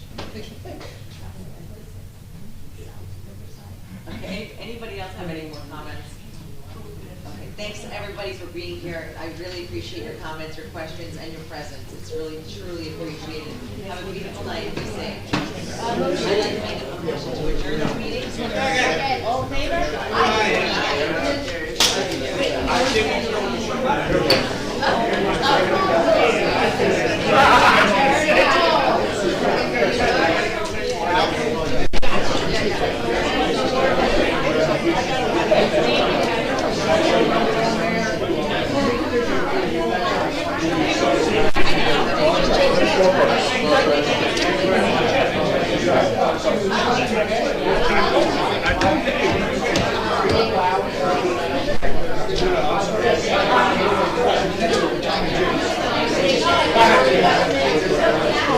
Quiet there, sir.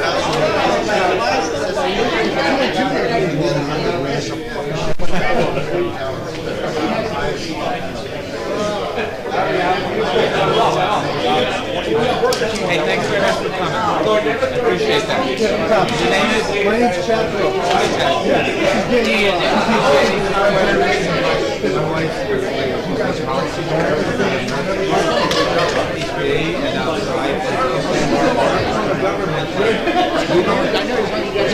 Yeah, so just soap opera, and usually we have more than one issue with them. Take it easy, guys. I know. Thank you very much. I'm a part-time. As a matter of fact, he'll tell you, I'm a senior. Hey, this guy used to run the park. In 2009, this guy was the second highest paid guy in the state behind the running football. Yes. He cashed out 700K when he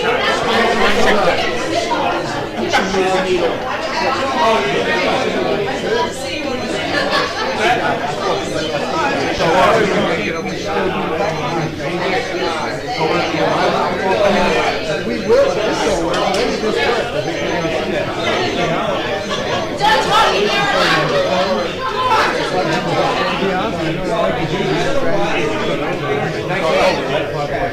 I'm so sorry, I forgot your name, like your brain just went. How's